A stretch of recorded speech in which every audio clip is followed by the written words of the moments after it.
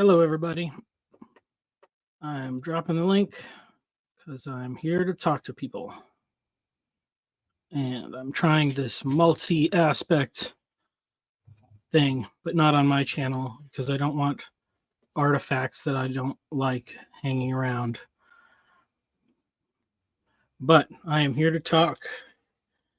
And probably got about an hour or so at least, although I might have more time later if anybody comes on and I can step away. Who knows? We might be able to go off all afternoon. So we'll see how everybody's doing. Right here, it's 12 o'clock in Texas, about lunchtime. Other people might be out and about in the afternoon on the East Coast or the evening across the sea or wherever they are. So come hang out.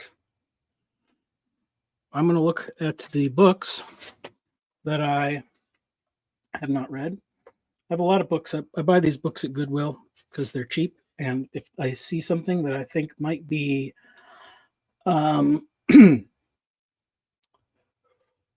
interesting or, might be come in handy later on, I buy it. And so I haven't read a lot of these, but, I look at them. But even just sometimes finding out that a book exists can give you an interesting insight. Like, let me see, is there something weird here?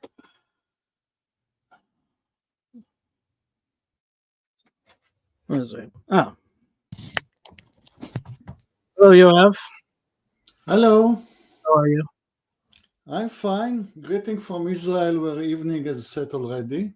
Oh, okay. I only put the disclaimer on Jacob's channel, so. Yeah. How are you? I'm doing okay. Yeah. Having sort of 3 days. Well, the baby's coming on Tuesday. Okay, so you're doing as much broadcasting as you can because you won't be able to do it. Well, I'll probably be able to do more because I actually am going to be working from home. I had a little bit of a reduced schedule, and I'll be working from home.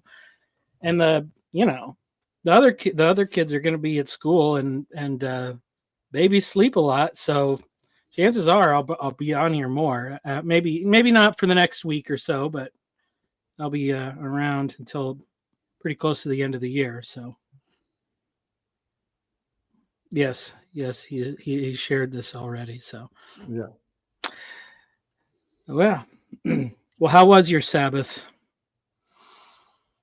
Pleasant. Starts with a meal on a Friday with my family. With the baby, we have a new baby, a year old now, and it keeps us entertained. Yeah, he's a kind of a comedian, kind of a baby, always looking for attention and doing shows for the adults. It's fun to be with. And Saturday I go for a walk on the beach. Is that within walking distance, or do you have to? It could have been in a walking distance if I wasn't lazy. Well, so it was lazier to work than to not work. Yeah, it's the first weekend when we have actual rain. It's the 15th of November is always the start of the winter in Israel. So we had first serious rain of the season. So everything was fresh. And next week is going to be hot again. Yeah, we've started to get cold mornings, like 40 degrees or so, but by the time it's afternoon, it's 75 or 80 again. So I just collect sweatshirts in my car every day because I forget to bring them in at the end of the day. So at the end of the week, I have a collection. Yeah. We don't have an autumn in Israel. It's just a fight between winter and summer, taking turns, and then at last summer gives up, and you have a couple of months of winter, and then they start fighting for it again. It's a real partisan kind of weather. Yeah, it's probably about how it is here. It's basically 9 months of summer and 2.5 months of winter or something like that, and not much of a spring or a fall, but it's good. Well, it's okay. It's better than nothing. I don't know. I have mixed feelings. The first part of my life was dealing with the snow a lot more than I probably would have liked, but I did like the autumn quite a bit, and I do miss some of that. So I don't know. I think overall maybe a hot summer is better than a snowy winter, depending on how long it lasts. But sometimes it would snow in November and you wouldn't see the ground, just wouldn't see the ground again until springtime. So yeah. Our layout is funny. It's sort of vertical, and you want to in YouTube it shows vertical. Well, it's supposed to show both now. That's the new option that they have. So there should be another stream. I mean, so I guess it doesn't matter once you're in the studio, you're just seeing the StreamYard view. Yeah. So you said there are two YouTube streams? I put it on my channel and Jacob's channel, and then there's a Rando's channel too. I don't know if anybody watches that one, but it lets you put it on 3 places. So try to see who's around and available. There haven't been as many people doing this on the weekends, so maybe people are out of the habit of watching. I attended a broadcast by the Office of Secular Koranism this weekend. And it was the stream in which she was complaining that Paul van der Klee is blocking her. And she was trying to think, why is that that he's blocking her? And she completely misses the point. I mean,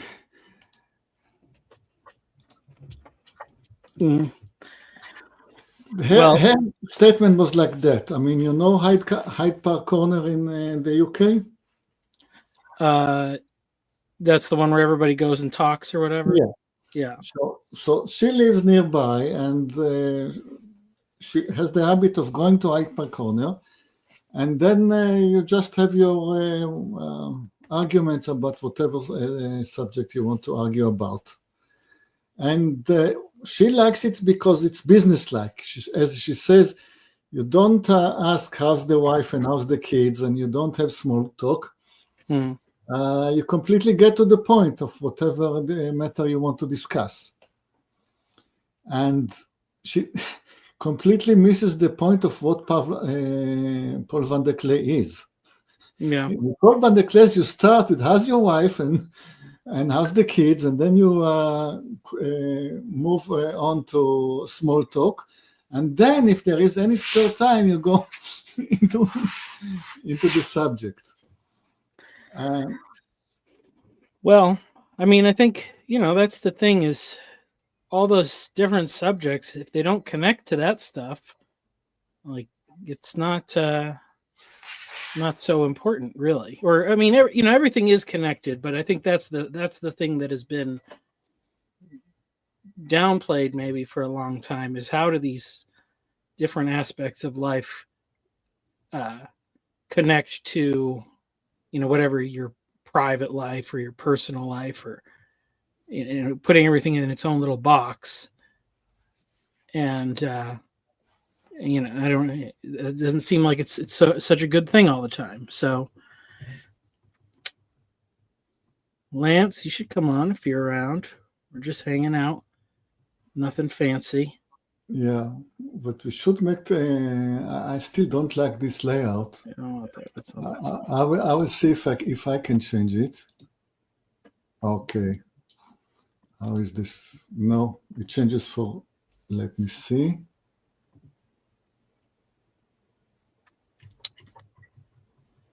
Yeah, that just changed. Well, No, it can doesn't you change. see the can you see both of the No, it doesn't change. It just changes for us and it not for YouTube. YouTube. Oh. Anyway, YouTube is lagging a lot. Well, can you see both the vertical one and the horizontal one on Yes, your screen? Oh, yes, but that's not what they say in YouTube. huh. Interesting.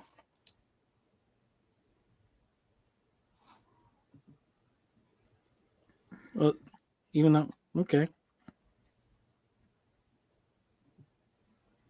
Well, either way. We need somebody more versed with the art of broadcasting. Don't know how it can to be. What is this button? I was gonna before you came, I was gonna look at the books that I haven't read and see if there's anything interesting. Because I said, I like to just find out about different books and then I buy them, even if I don't get around to reading them. And finding a book is an interesting enough thing just to know somebody wrote a book about something that you didn't know about. Most of these are Bible-y kind of ones, but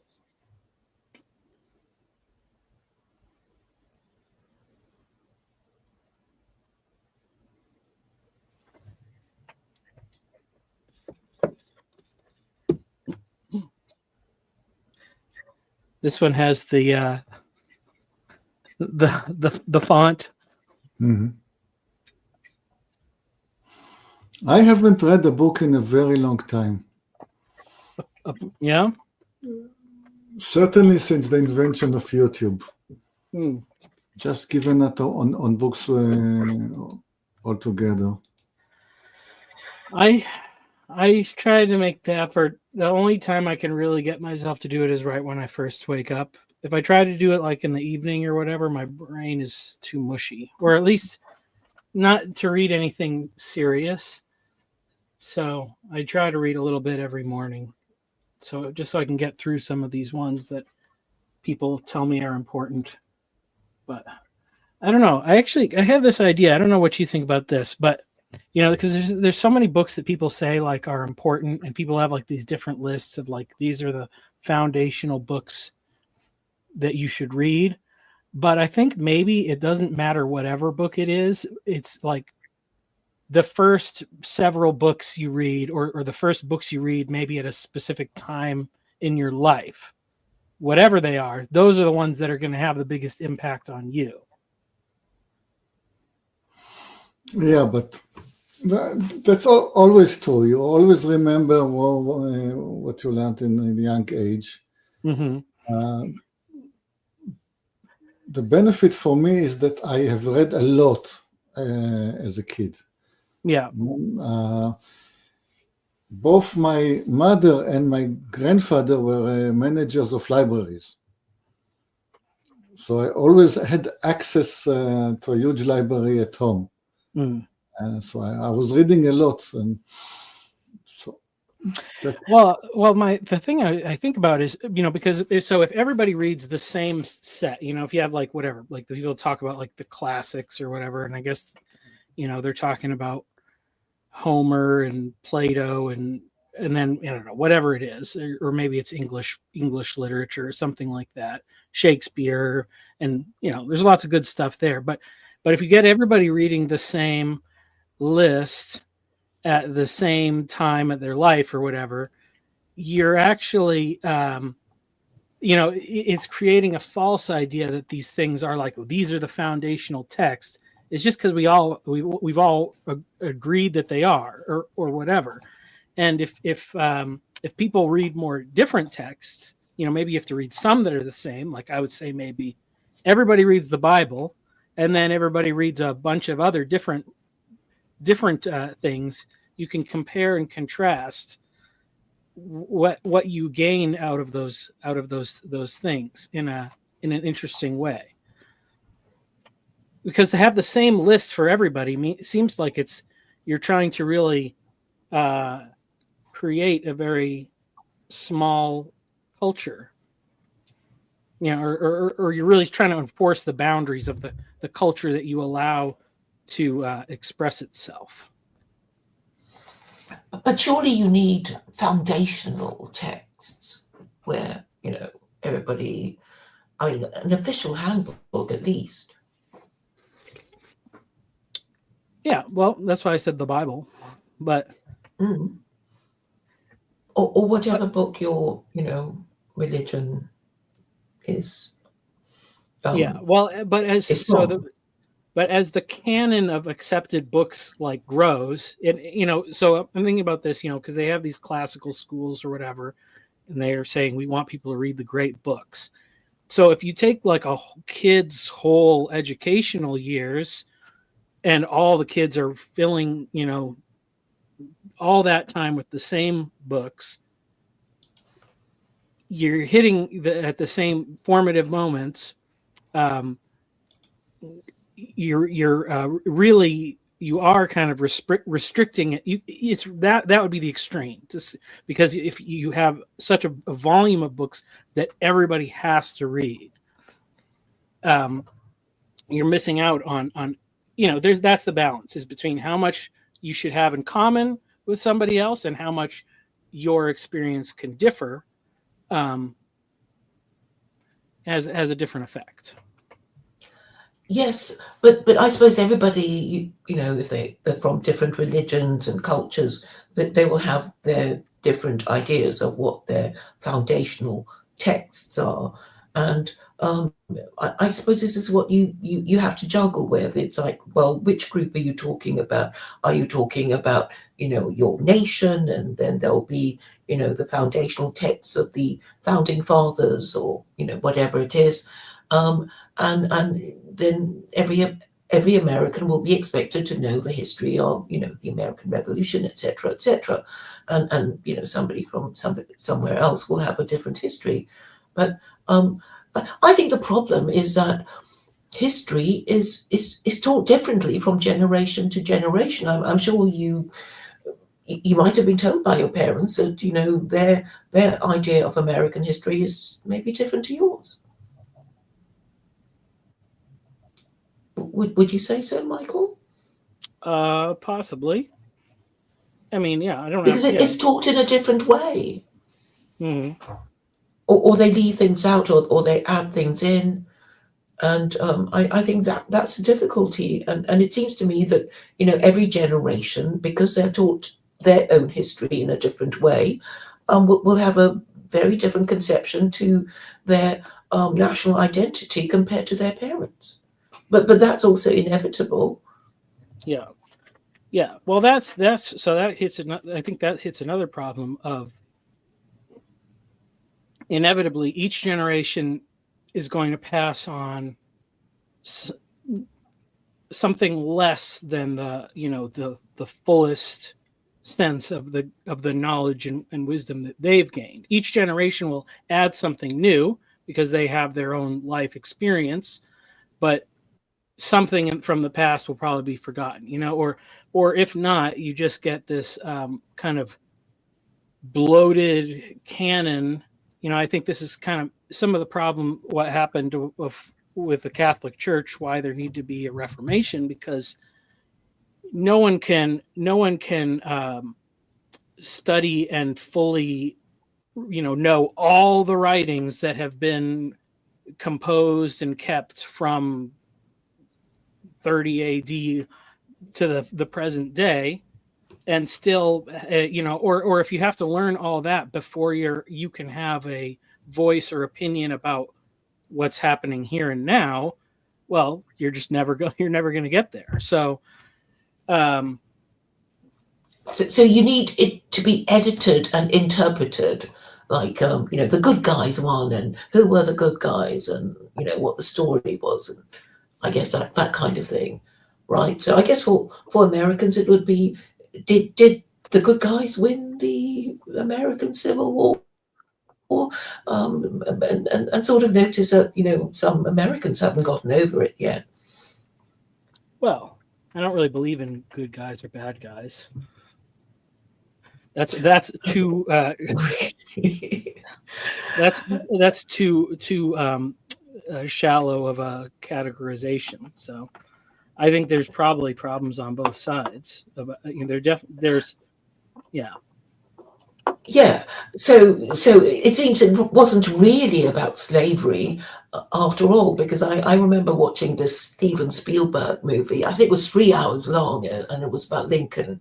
And I know I fell asleep and woke up and fell asleep. I think it might have happened 2 or 3 times, but it seemed never ending. But I did take away from that movie that it wasn't really about slavery, and some Americans, would say that. I mean, it was this, famous speech he made that if I could save the Union by freeing all the slaves or keeping all the slaves, I would do that. And am I correct in quoting that speech? I'm not sure. But obviously slavery is very contentious. Yeah, I mean, I wouldn't. Yeah. Hey. Hello. Hi. Nice to meet you. Nice to meet you.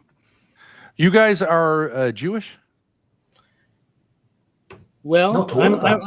I'm a Christian. Oh, okay. Yeah. It just said that it said for Gentiles. Yeah, so Jacob, who's runs the broadcasting on his channel, he's Jewish. So, and he usually doesn't stream anything on Saturdays. Because he's observing to honor the Shabbat. Sabbath. So that's why I just put that on. I didn't, just in case for his audience, Oh, okay, yeah. Because I'm trying to figure out what a Jewish. I'm Catholic. I actually have a master's degree in theology, but I've had recently real questions about what it means to be Jewish, because I think it's much more complicated than people take it to be. But I don't, you guys might not be experts on that if you're a Christian. Okay, so I'm Jewish. I'm not only I'm Jewish, I'm nominated by the manager Jacob as the rabbi of North Tel Aviv. And the young Levite in the chat is definitely more Jewish than I am. Okay, so you're Israeli. Yes. Okay, so on your ID, it says nationality Jewish, correct? Yes. I don't know if it's called nationality or religion, but yes. Not called religion. I believe it's called, I believe the Israeli understanding of being Jewish is being a citizen of Israel, right? So, for example, no. If I was Jewish, or if Michael was Jewish, our nationality is Israel, according to Zionism, right? Yeah, then my nationality is Israeli and my religion is Jewish. You have Muslim Israelis and you have Christian Israelis. Right, I understand that. But if I'm Jewish in America, and I've never, my nationality, my homeland is the state of Israel, correct? That's why I have a right of return. If you are a Jew in America, I just got to make the disclaimer, since we're on Jacob's channel, that Jacob is not a Zionist. So even though he's Jewish, he does not consider himself a Zionist. So it is complex, and there is a lot of because you understand. I understand it to be a religion. But then people add ethnicity to it, which I don't understand. And then now, with Zionism, you add nationality to it. And that makes it, to me, completely confusing. Okay, so let me try. If you're a Jew in America, you have the right by the laws of the Israel nation, you have the right to become an Israeli citizen. That you don't have to accept this. You can elect, like Jacob to do, to remain in America and not accept the Israeli citizenship. Right, but you can't. But you can always appeal to it, right? If you are Jewish, yeah, you can always appeal to. Israel, you have the right, if you so wish, to become an Israeli citizen. Okay, so that Zionism defines being Jewish in terms of a nationality? Yes. Zionism wishes there was some identity between Judaism and being Zionist. Problem is, a lot of Jews, usually the majority, do not agree with Zionism. So Zionism wishes that there was an identity. Yeah. A lot of Jews disagree. Right, I understand that, but by their definition, being Jewish is a nationality. They redefine what Jewish means, as far as I understand it. Yes, the statement of Zionism is that you start with a state in which Judaism was a religion or perhaps an ethnicity, and then you create a state, and then you aspire to a situation in which there was an identity between the Jewish ethnicity and the Israeli nationality. But here's my problem. Zionism was founded by anti-Jewish, secular, mostly atheists. So how is that Jewish? Yeah, okay. It was a rebellion. Yeah, right. The Orthodox Zionism is mixed. I A agree. large important part coming from Eastern Europe was communist, or at least socialist. Yep. And so they denounced religion altogether. Yep. And definitely they denounced their Jewish roots. Right, But because if I understand at the time, most Jewish rabbis said, we will return to the Holy Land only when the Messiah comes. And that to return to the Holy Land without the Messiah coming was like extremely, extremely wrong. Though there were Jews in the Holy Land, but to have like a secular return to the Holy Land was considered like absolutely no. They opposed Zionism. Yes, so you have to split it into streams and groups. So yeah, one group says we have to just keep what we were doing, being Jewish in Eastern Europe. Right. Another group says we are going to be less Jewish, perhaps not Jewish at all, and move to Israel because we have a Jewish ethnicity. And we have a problem that as ethnic Jews, we cannot possibly live in Eastern Europe. So we have to migrate to Israel. Another group was both Zionist and ultra-religious, like the Hasidic movement of the Gerer Rebbe. The Gerer Rebbe got a phone call from God at 1924, and God commanded him to take all his flock and go to Israel. So they are both Zionist and Orthodox. Yeah. Like the settlers now, right? Like that wing, right? The ultra-religious Zionists. Yeah, but the settlers don't tend to be Hasidic, but right. It's split yet again, because I was talking about Eastern Europe, and I haven't finished with streams and movements in Eastern Europe altogether. But the other half of the Jewish ethnicity was living in Muslim countries and Arab-speaking countries. Right. Yep. And they moved, all of them. I mean, there are lots of Jews left in the West, but the Jews of the East, almost to a man, are both religious and Zionist, and they all move to Israel. Mm-hmm. And then they are religious to degrees. Some of them are more strict, and some of them are less. These are called the Mizrahi. Is that correct? Yes, because they live on Mizrach is the east. Okay. But the word is confusing because you have. Okay. So you have people that are religious but not extreme, but they are Zionist and living in Zion. And going back to East Europe, you have socialists and communists who said, yes, we have an ethnicity in East Europe, but the solution is not to migrate to Israel, but the solution is to reform Europe. Right. And other communist rule in Europe, ethnicity will disappear. Right. Because we will be just working class. Yeah. This would be also, wouldn't there be within this, the communists, you could say in a sense, are, even though they were generally secular, they believed in a certain way that the Jews were the people who would bring world peace through communism, right? It's a sort of like almost like a heresy of Judaism. What is that called? The idea that through the Jews, it's like a Tawhid or something like that. Tawhid. You don't know what I'm referring to? Sounds like No. But anyway, it was The oneness of God.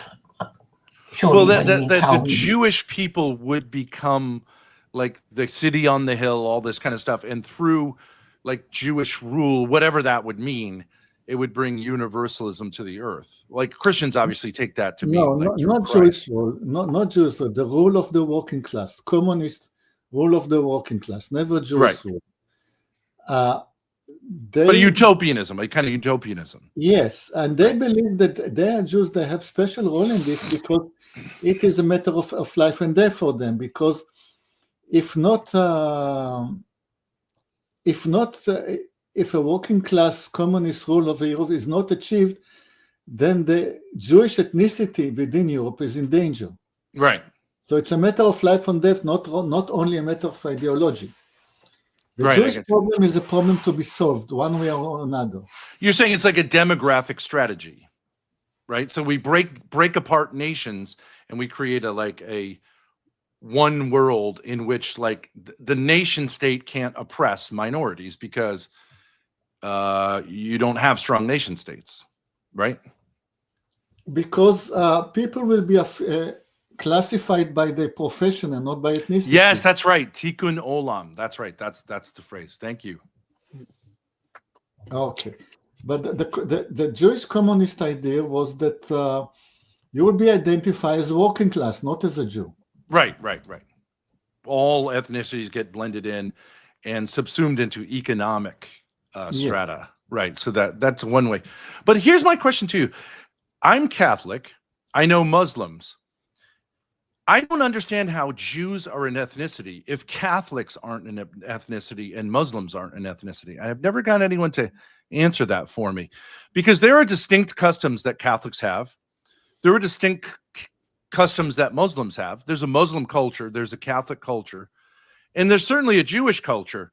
But why is it that people say there's a Jewish ethnicity, but not that there's a Muslim ethnicity or a Catholic ethnicity? I don't understand the difference. Okay, I tell you something. If you're Catholic and you convert to be Protestant, within one generation, nobody will remember that you were ever a Catholic. Nobody will ever come after you because your father was Catholic. That's me. If you're a Jew, 2 generations down the line, people will still call you a Jew. Oh, well, wait a second. Let me push back a little bit on that. If you're Irish and you're raised in a like strong Catholic culture, if you become Protestant, you will be seen as a traitor to your people for many generations. And so that's not necessarily true. But like there are Jews also. If a Jew becomes Catholic and converts, being Irish is an ethnicity. I agree. Well, but it's tied into the religion. So there's, there's an interesting thing. In some sense, maybe you could just say it's the fact that there is both an ethnicity that is called Jewish and a religion that is called Jewish. So because I'm not Jewish, but my wife is, I guess you'd say ethnically Jewish. We're both Christians, and so my children are ethnically Jewish. Yeah. But it is a very strange thing how it's like, okay, so I'm Italian. My dad was Italian. He was Catholic.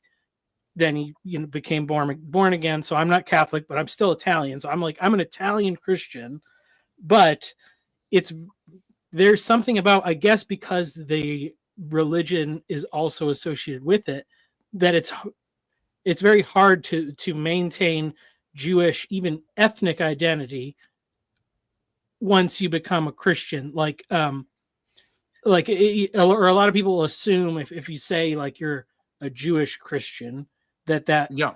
means that you are practicing in some way, like I believe that Jews will no law. longer consider you a Jew, right? Yeah. So they Like your wife cannot exercise the right to return as a Christian. well, yeah. I mean, Well, no, that's a well, matter of Israeli law. I don't know. I She mean, did go on. She did go on one of those birthright trips when she graduated high school and all that. But so I don't know exactly how it goes with the national, being like since it's a secular nation essentially. Well, Well, it's a because Jewish yeah. nation, right? It's not just. Well, so they, I mean, they I guess define it as Jewish, but I don't know All what right, that means. Yeah. So okay. So to say, like, my wife's not Jewish according to maybe many of the Jewish people like that are practicing at the synagogue, but that's but she's kind of in the same boat of, like, I don't know, Jerry Seinfeld or all the Hollywood people that are Jewish and not religious. So yeah, it is a confusing thing, and I think, I don't know, maybe it's just the conflation of those things that gives a stigma where sometimes it just gets more downplayed or whatever.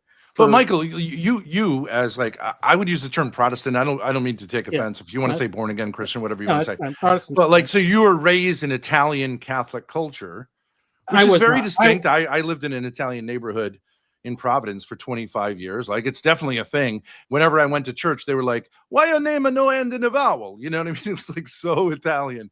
Providence, Rhode Island. Yeah. Yeah. Okay. Yeah, I grew up in Massachusetts. I went to school in Providence. So. Yeah. Okay. And you still have ethnic on. Oh, you did Providence College? I went to, so there used to be a Bible college where I was right outside Providence called. Oh, I know, in Barrington, right? Zion Bible College. Yeah.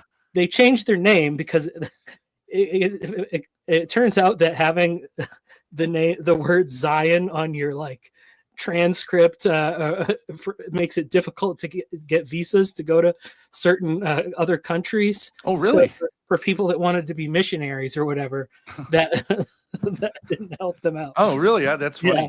So we're literally right. My daughter is here with me. Like, we're right down the road from Barrington. Oh, okay. So that's so funny. It's a small world, but yeah, like you have these enclaves. Yeah. And obviously there's so many things that go with being let's say, an Italian American, the cannoli, the associations with the mafia, the gold chains, whatever you want to say. I'm not trying to be like there are stereotypes, right? So, but I don't see how, but like, then you also have like Jews in Providence. Okay. And they have stereotypes on, like, New York bagels. My daughter travels with me. Bagels, knish, food, all this kind of stuff. I don't see how it's essentially different. There are non-observant Catholics, but I'm sure that you experience some conflict with your Italian family, that you're what I would call Protestant, right? In the same way that it's sort of odd for a Jewish person to become Christian. And I just don't see how it isn't. Catholicism, we all agree, is a religion, not an ethnicity. Yeah. But it has, it has ties to culture, right? So, like, churches look a certain way. You do the sign of the cross a certain way. There's so many things, baptism, confirmation, so many things get tied in, especially with Catholicism, because it's so, like, embedded in culture, that I don't understand how Judaism isn't a religion. I just think it is. I think it's a religion, period, not an ethnicity. Well, it is certainly a religion. It is also an ethnicity. But why wouldn't you say, so you could say, like, I'm a non-practicing Catholic. Okay. How's that different than being a non-practicing Jew? How are you still a Jew in an ethnic sense, like a racial sense? Well, I think I think there's a limit, or I don't know. There's maybe like ethnicity has sort of an expiration date, maybe in some sense. Yeah, Um, like because it's not like I can't say I'm Roman or something because I'm Italian. yeah, yeah, It's like I can only trace that back so far, yeah. and so far, my wife and I are expecting a son in the Oh, next week. congratulations. But so far, we have 3 daughters, and so if they get married, they could have whatever last name, and you Yeah. know, by the time they have kids, like being Italian may be hardly no part of their identity or heritage at all. Or Jewish too, right? Yeah, I mean, well, yeah. So it depends. I mean, so it depends, I guess. In some of that stuff, it's like, we try to preserve some of all those elements Yeah. in our family culture. I mean, and I think if you do that, so if you put the effort in, that obviously extends how deep and how long those things will continue. But Oh, that's really fascinating. So Yeah. actually, as an half Italian family, you try to keep some of the Italian traditions, but not the Catholic stuff, I assume, or right? Like you're Yeah, you're well, not going so to have like yeah. novenas or something like Well, I that. mean, in my family, my dad, my grandparents were definitely pretty religious. My dad and his brothers all baptized and confirmed, all that. Yeah, But he was born again, so Christianity was really an important part of his life. For his brothers, not so much. And then when you yeah, get down to like my cousins, yeah, they were also like, I think they were probably all baptized and confirmed, but it's really not yeah, yeah. I an get it. Like that important was part that. of Yeah, their life.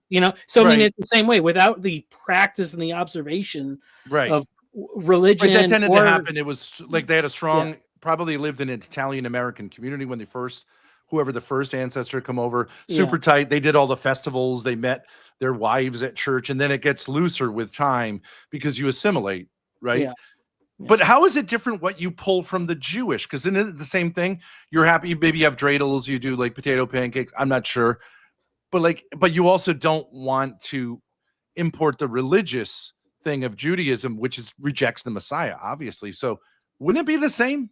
Or do you find it to be, I'm just interested. Is it different? Well, it's interesting. So obviously, this channel, that Jacob, who's not here, but whose channel we're on, he and I have had many conversations, and as with Yoav and some of the other people. So it's a very unique little community that's going on here, because we have a lot of conversation between believing observant Christians and believing observant Jews. Yeah. And there's clearly been a lot of development on both sides through that centuries of interaction. Yeah. And so it's like so like I see very often, like, people, like Christians will say, like, oh, well, Jews reject the Messiah, so obviously, like, they're all going to hell or whatever. Mhm. And but as I've gotten to talk to many people and understand these things and realize, like, oh, it's not simply a matter of like which propositional interpretation of the text is more accurate or more correct. Like, all that history is embedded into it. And when you have people professing Christ for thousands of years, but who do persecute the Jews, and it's happened in many places, and they keep getting kicked out of places in Europe, Yeah. you can't unravel those associations. And Mhm. so, like, and so what I see, and Jacob is very good at it, is, he's very good at pointing out when Christians are not living up to the standards and the teachings of what we profess to believe. Right. And so, and so I guess you could say, maybe a Christian's faith is in what they know about Christ, and a Jewish person's faith is very much shaped by what they know is incorrect about what the Christians are saying and doing. Yeah. So it's not, and clearly, there's not a lack of faith.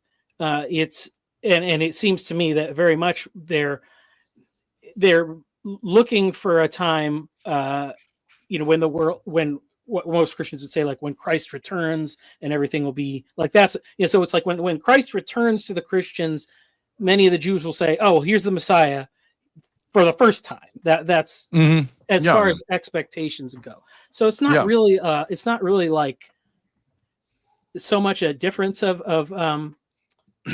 faith or a rejection of one set of beliefs, that it's a complex thing. Yeah, And I agree. Yeah. we have different levels of conviction and certainty about different parts of it. Yeah. And for It's in a sense, when I studied early church history, I was surprised because really, in a sense, Christians were Jews who were saying, they were a Jewish sect saying, yeah, we see in this figure the fulfillment of our prophecies of the Messiah, but we're fully Jews, right? Like we're not claiming to be a different religion. We don't want to be seen as a different religion. We just want to be seen as like the correct version of Judaism, right? Like that we got it right. You got it. So we have a lot more in common than it's not like it's like talking to someone who's Hindu. It's like a totally different starting point. We accept the Old Testament. We both accept the Old Testament. And the question is this figure, Jesus of Nazareth, the fulfillment of the Old Testament, right? Isn't that what the Gospel of Matthew basically is an apologia to Jewish. And then I think Christianity became more radicalized, like to say, like, actually, you can drop a lot of the messianic observations. You don't have to, but you can. And so then I think the Jews, let's say the non-Christian Jews, pushed Christians out, especially, of course, when you make the claim that Jesus was divine, because that's not compatible with their understanding of like the Messiah, right? So it's kind of understandable. Well, and even saying that whole thing of like what's compatible with their understanding of Messiah, those criteria changed a lot over time as Jews interacted with Christians. So like it's not, and Christianity obviously has also developed many ways and now has many different streams, not of all who agree, sure, that we're all on the same page. But clearly is still there. But clearly, even in the New Testament, our Lord avoided claiming divinity because he knew that like that would be seen as blasphemous, right? Yeah, I mean, yes, I think, and so it's interesting. So there's another guy that hangs around here who's a biblical Unitarian. So, and his essentially, if I don't want to totally misrepresent his beliefs, but like Jesus was not God until maybe the resurrection or something like that, and then it's like so. But up until then and all that stuff, he was, not pre-existent and all that, Right. and it's like between the two heresies of like something like that.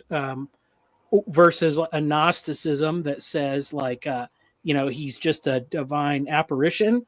Well, the Bible is very clearly in favor of of erring on the side of too much humanity rather than too much divinity. Like that's what it speaks about in 1 John. Like any spirit that denies that Jesus Christ came in the flesh is not right. Right. So and even there it's almost kind of the same thing. It's like you don't because once you get to the point of having creeds and confessions and you have this thing where you must affirm this whole list of stuff or you're not in. But if your doubts are based in, I mean, I'd say most of the time they're probably rooted in the fact that the people who are in charge are hypocrites and they suck and they screw up stuff. So people just are like, I don't, whatever I believe, it's the opposite of that guy, Yeah, but I mean, no religions claim that every adherent of the religion is perfect, right? So yeah, well, no, but it's just to say that the line between faith and doubt is not, it comes to like a razor point there, really. It's what you're doubting is very close to what you're believing. And I guess you could say it's showing, so yeah. Although there are versions, so it's interesting. I have the reverse of you. I was raised in a Calvinist way by, especially my father. So in that view, you actually can't ask questions because the idea is you're so sinful that your questions are sinful. So it's an easy way of getting out of having to answer questions like, why would God damn someone before they're born? Right? Yeah. How could the just God do that? And then they tell you like, well, you don't know the ways of God, so just shut up. But like, so that was the appeal of of Catholicism, because they'll say like, oh, no. We can answer your questions. God didn't give you a mind not to use, and you can ask questions, but there are limits. So I imagine you'd be in a similar space because a lot of Protestantism does tend to be like, you go to hell if you don't acknowledge Jesus Christ as your Lord and Savior. More so, I think, than Catholicism does that. Yeah. We tend to be more like. If I may interrupt, first of all, welcome, Chezi. And I want to tell Ben that Chezi is your expert on Judaism. Oh, you okay. have a one in a lifetime opportunity to really get all your questions answered. Yeah. But first, I want to ask Chezi, we are in an unfortunate situation in which our layout is vertical in YouTube. There should be two. Oh, I streams see a on the horizontal. channel. There's a horizontal There's version. two streams, so you can pick whichever one you want. There is a horizontal stream as well. Yeah. Okay. So Chezi, I encourage you to get into the fray. First off, welcome, Ben. Thank you. Nice to meet you. I can't really hear you. Yeah, you're sorry. quiet. Is this better? That's better. So welcome, Michael. I hope you had a fantastic weekend, and I hope you had a wonderful and spiritual Shabbat. And Claire's here. What's up, sister? Doing all right? All right. She's doing Hi, Hesse. So I heard some.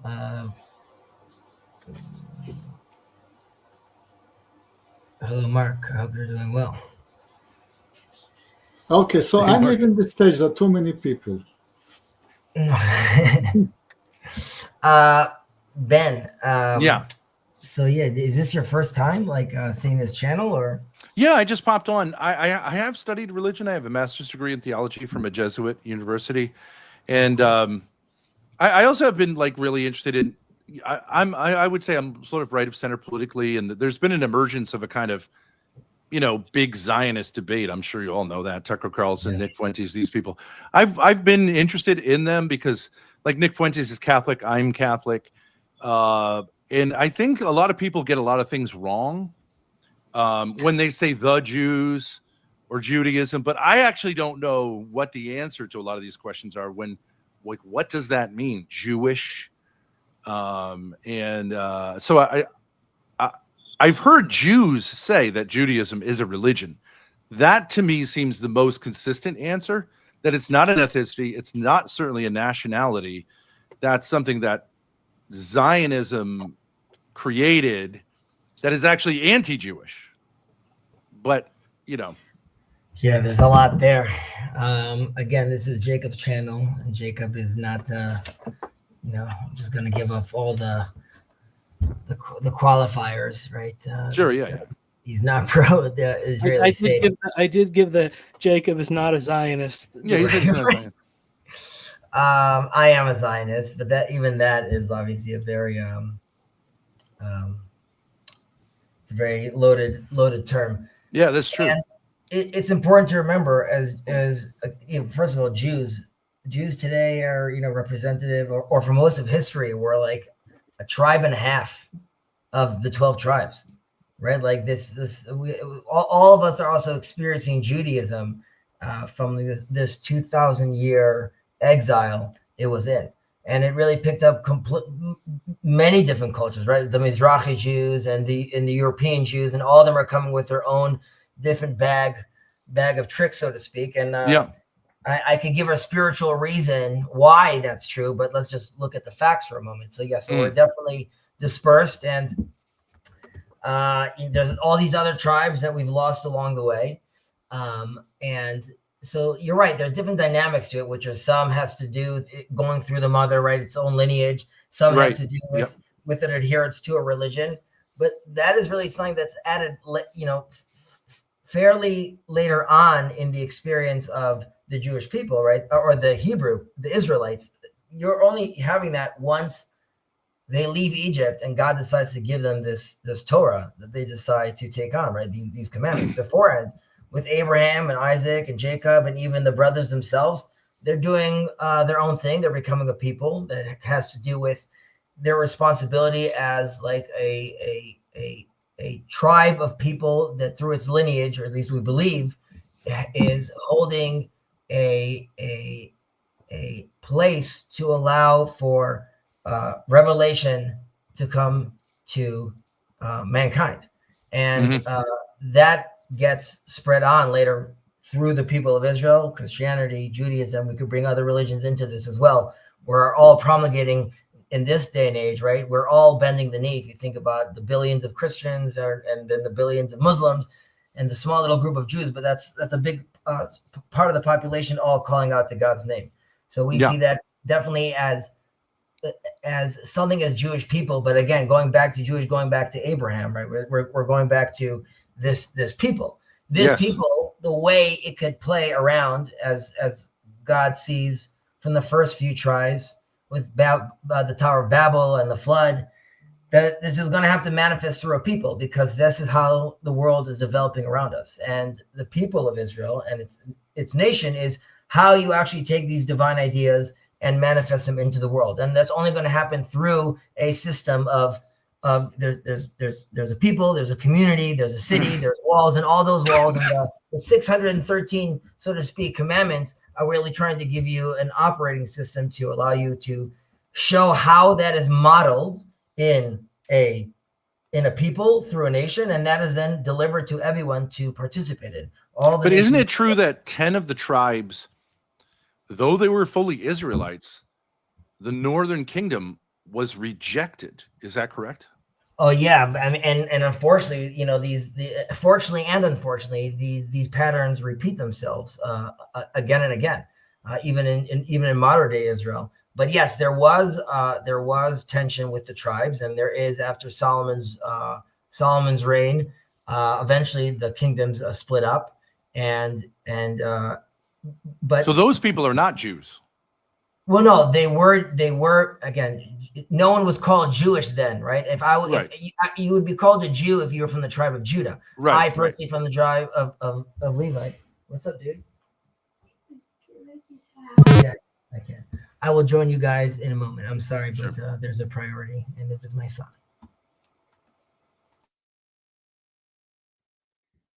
Cool. Mark, how are you? So what's the point of your question, Ben? I'm trying to figure out how we do like intuitively say, like, if someone in New York City has a yarmulke on and eats like Reubens, even without the yarmulke, he has a certain accent.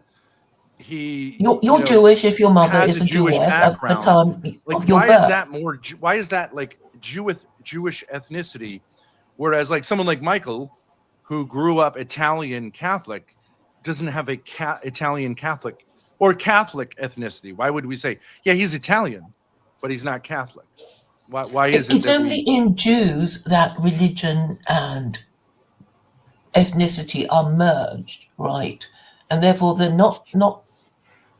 If you're a Jew, you're expected to practice Judaism, but we know there are lots of secular, liberal, assimilated Jews, but they should be treated as heretics, and actually the Torah says they are to be stoned for breaking the Sabbath. They're not even supposed to exist. If you're baptized Catholic, you're the idea of Catholicism is you're baptized Catholic, you are supposed to be faithful to Catholicism for your whole life, right? You're actually legally, technically speaking, under the jurisdiction of the Pope. You are subject. What if you were never confirmed? I mean, You still are you by weren't baptism. consulted about being baptized. You were You never remember asked. there was a famous incident in history. I'm not saying you have to believe this. I'm just saying there's a famous incident in history where a Jewish child was baptized by a devout nursery woman. So she baptized. She thought the kid was going to die. She believed that baptism was necessary for salvation. Baptized. The kid survived, and then there was a problem because a Catholic child has the obligation to receive a Catholic formation. So this kid is in a Jewish household, and the Pope becomes aware of this because he was in the Papal States. He was pulled away from his Jewish family, away from his Jewish community, and raised Catholic because the Pope had an obligation. He didn't want to do this, but had an obligation because that was the understanding, and that still is the understanding to this day. I forget the name of the Dreyfus. Maybe was the Dreyfus affair, something like that. Well, he was French. It was very scandalous. Of course, Jews were like, "What are you doing? Like, you can't just take our kids away because some crazy." And she wasn't supposed to do that. What's your point, really, Ben? Because so you're saying that Jews have an obligation to fulfill the Mosaic Law. I agree. Baptized Catholics have an obligation to be faithful to the Pope. Muslims have a series of obligations as well. I'm sure. I don't know the details, but I don't see where the big difference is. It's not. The big difference is that you cannot escape the inheritance of his race, because if you're a Jew, you're not supposed to be any other religion than Judaism, and if you fall out of it, then you'd be considered a heretic, and then there are death penalties for idolatry and blasphemy, and that was why How is that different than Jesus Catholics? executed. How is that But different? that's a story. I don't think I'm saying anything controversial there. How is that different than Catholicism or Islam? Well, I'm sorry that I ran off. It's quite fascinating because it depends what reading you do of the Quran and its interpretations. But the Quran, in its own way, sort of has its own universal take of when looking at the people of the book, whether it be Christians or Jews. And Jews also have their Noahide. There's the Noahide code. It's not Jews. It's offered, right. and it's not a lesser than covenant. It's offered to all, and there are different opinions about this. But something that we do discuss often in this space is the idea that Christians and Muslims, as far as Jews are concerned, in many cases are already considered Noahides, right? And in that sense, I don't require not only. Well, that's controversial, isn't it? Christians be considered Noahides. I mean, not in the circle. I mean, first, I take that back. Yes, it's controversial because it's more because it's novel, right? This is Jews for the last 2,000 years didn't really have the time to spend on discussing their views with regards to the other people in the world. It's more about surviving, assimilating, not picking your head up. So there's much of this discussion that was sort of left to the wayside. Now that we're back to our land, which to me, again, that's why, again, Zionism in its current form is clearly problematic, and its an original form is clearly problematic. But it is a platform on which, ideally, the Jewish people could recognize who they are, and from that emerge something new. Now, because of that, because they're in a space they could start working out their culture again, what that is with regards to their music, their art, how they see the world, it allows for a space for them now to start talking to the rest of the world again and see how they have a relationship, A, bringing on their universal mode, and B, discussing and sharing this space together with the other brothers and sisters that believe in God. So, Claire, I know you, generally speaking, have a hard time with my seemingly kumbaya attitude, but I assure you, these are things that are rooted in Jewish texts as well. And while Jacob will disagree with me with regards to how I view the state of Israel, there is much of a agreement with regards to how we see relationships with Christians and Muslims within the Jewish. Do you realize, Hezi, that the Quran is Zionist? If you read it, have you read it? Yes, I know the Quran speaks. I mean, there again, you have to be It's looking at chapter it from 17, the verse 104. So is the Bible. I mean, don't you just present it to Muslims and say, "Here, that's what it says. What do you think? It's in your Quran. Allah is Zionist," and their head explodes and they immediately forget what you just said, and then next time you have to start all over again, and then they'll again pretend not to know what the hell you're talking about. But it's there in black and white. I know, but Claire, I think we need to be very sensitive. Oh, no. Because if you're sensitive, you'll just waffle and people will just lose interest because you're saying yes and no at the same time. And then they won't take you seriously because this is what, Jews are being known for, saying yes and no at the same time. Speaking out on both sides of their mouths, and you might as well not bother listening to them. Well, we are trying to do our best.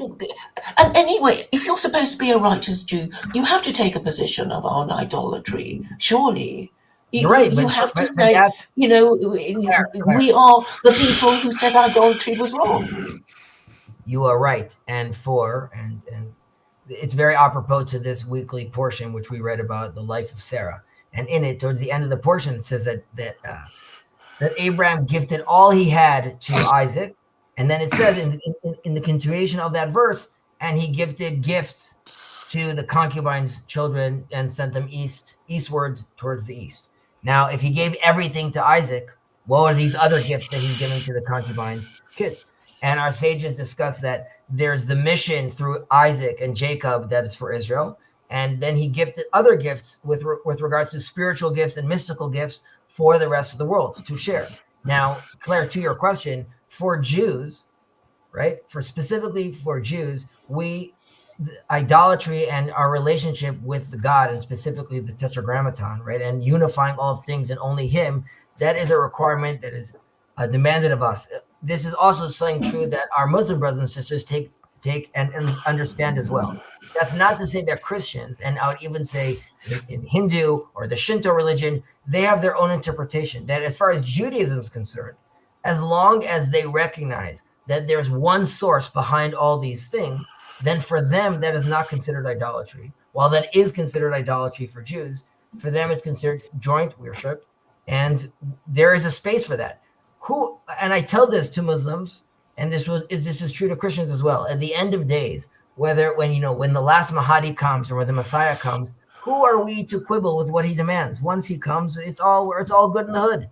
If he wants a mosque over there, then fantastic. And if it's going to be the temple, then I'm assuming, then that's what it's going to be. But at this day and age, the idea of people that are seeking God and want to be close to Him, we need to realize that we can walk together as an alliance. And within Judaism and within Islam, and it's also true within the Catholic, definitely since 2015, there's a space for this to happen together, right? When the Vatican comes out with a statement saying that Jews no longer require salvation, they could find their salvation through the Torah, and there's an understanding that while it's a mystery, these promises can't be are irrevocable. Then you have an infrastructure and a language that allows you to move forward now together. True, I love that. That's where we should be. But Hezi, when you say we, I just don't. What does that mean? Like, for example, I assume you're Eastern European descent. Yes, but I don't identify as like maybe white passing, but I'm a Levite. I'm a Hebrew. I get that. I understand that. Like, I'm not trying to like play a trick on you. I'm just saying probably if you took your alleles and did a 23andMe. Yeah, there's blue eyes, there's blondish hair. Yeah. I think the average Ashkenazi Jewish person has something like 70 to 80% Eastern European genetics. Okay, so you're actually more Eastern European in the racial sense, which I know is not how you identify. You probably find that offensive because, like, for example, I know here in America, Native Americans, like they sometimes have this thing like, can I work in the casino? It's like, you get special, like, are you part of the tribe? It's not genetics. They don't see it as genetic. They see it as like continuity with the tradition. They see it as like not correct to say that you're Native American because you have you did a test and the blood test came back. For example, Well, I sorry, think- sorry to interrupt. First, I dispute the facts. I think that if you conducted a genetic test on Levites, you will find them amazingly pure. And second, Judaism doesn't encourage people to convert into Judaism. true. But once or twice in a generation, it might be that a Gentile will join our community Yeah. after passing rigorous tests. And over 2,000 years, you get some mixing, but what's wrong with that? No, I don't have any problem. I'm just saying, when you say we, like, for example, I think it's well known that, like, because these blood tests, most people that we would say are in Latin America have some small percentage of, I think you call it Sephardic Jewish blood, like, because of the mixing in the Iberian Peninsula. Most of them aren't even aware of it because they've been Catholic for so long. And it's like, that's like, I don't know how many generations back, but there was a mixing when the Muslims came in, and I think there was just a large population until 1492 with the expulsion. But I've also like heard that a lot of the people in Palestine have a legitimate claim genetically to be closer to the Israelites than a lot of Ashkenazi Jewish people. Now, all that's racial theory, and I think obviously in the light of the 20th century, we don't want to do racial theories. Like, I don't think that stuff really holds up. But I do wonder, what is the basis of saying we, other than belief? So I must say, you can never say the word we. I mean, in any argument, whenever anybody uses the word we can attack it, because we is always meaningless. but But I want to get It must mean something. I want to just clarify, because I'm the one who said we. We meant God seekers, not Jews, Christians, Muslims. It was a collective group. Not number one. Number two, to where you were taking it, which is fine. I understand the misunderstanding.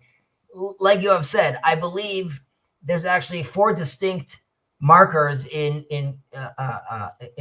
Levite. If you checked Levite DNA, which go back to 4 specific females, potentially the 4 matriarchs.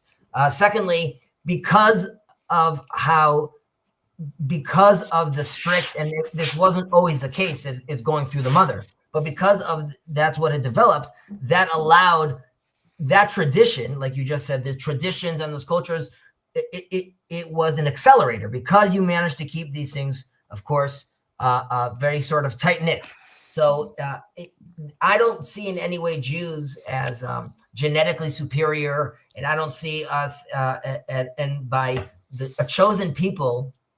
Again, it does not mean chosen. In Hebrew, it's easier to talk about this. It has to do with its own capabilities. Each nation has its own chosenness and its own capabilities. As Jewish people, and if you look at it framing as like a body, we see ourselves as the heart. We can't function, though, without a brain or an arm or legs. And if there was 1,000 hearts, that would also be a mistake. We just see, or a different analogy would be, everyone is welcome into the house of God. We see ourselves as the chimney cleaners, just to make sure that there's proper revelation channels. And through Christianity and Islam, and this is how at least Maimonides frames it, he says these are clearly path makers for the Messiah. And, he also discusses that we can't obviously know ultimately God's plan, right? We don't know how these things manifest at the end of the day. But it cannot, on the other hand, it can't be denied when you see these This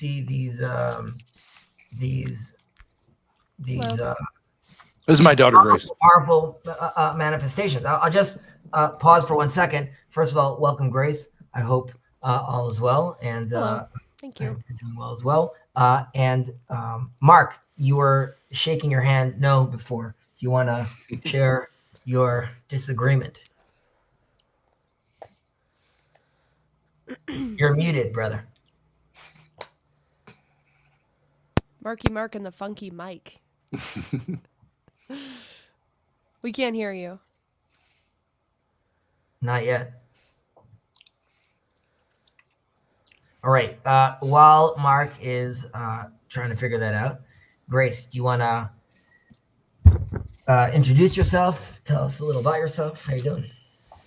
Yeah, I was just listening to the conversation. I think it's a really interesting question. Like, what is a Jew? Is it a religion? Is it an ethnicity? And I think especially my generation, there's a lot of, I don't know if you would consider anti-Semitism, but I would say there is some straight up anti-Semitism of just like saying like the Jews run everything, yada yada. Especially with Israel, like the Jews control America. And I think it would be important to clarify whether Israelis represent Jews, whether they represent them religiously, whether it's a separate nation, the dual loyalty thing. I just think there's a lot of stuff I have questions about. So Yeah, like it's really I interesting. like Hezi, like you're aware that like when a lot of like goy will say Marxism is a Jewish thing. Communism is a Jewish thing. But if you actually look into Marx, he was Jewish, but he actually repudiated Judaism. He was like, in a certain sense, anti-Jewish. He hated like Jewish bourgeois culture, and he rebelled against it. So it's weird to say, though there were a lot of Jews involved at the beginnings of like Bolshevism, that's true. They were, in a sense, rebels against Judaism. And similarly with Zionism, in many ways, Zionism was a repudiation of the traditional Jewish idea of living in peace and being patriotic in the nation that you're in until the Messiah comes and God sees fit to bring it back to the Holy Land. It was like no, we're just going to take matters into our own hands. The rabbis at the time, I think, largely said, no, that's not the way we're going to do this. And so now we create this situation where you have people like, I don't know if you're aware, Nick Fuentes, very big guy, kind of exploding. And he's saying things about the Jews that I think are about, in a certain sense, the anti-Jews. They're not really faithful to Judaism, but it all depends how you define it. There's a lot there, and Grace is touching upon something that's very real, obviously. And I'm saying you could see, let's say, its manifestations. If you're talking about like politically right now on the right with Candace Owens and like Nick Fuentes, but of course, there's different levels of and vantage points of how we're looking at this, right? Also, you could look at the UN, you could look at, and obviously a lot of this has become relevant since the last war in Gaza. And Grace, I'm painting a picture over here, but I'm also going to respond to sort of the things that you were pointing out as well. Yeah.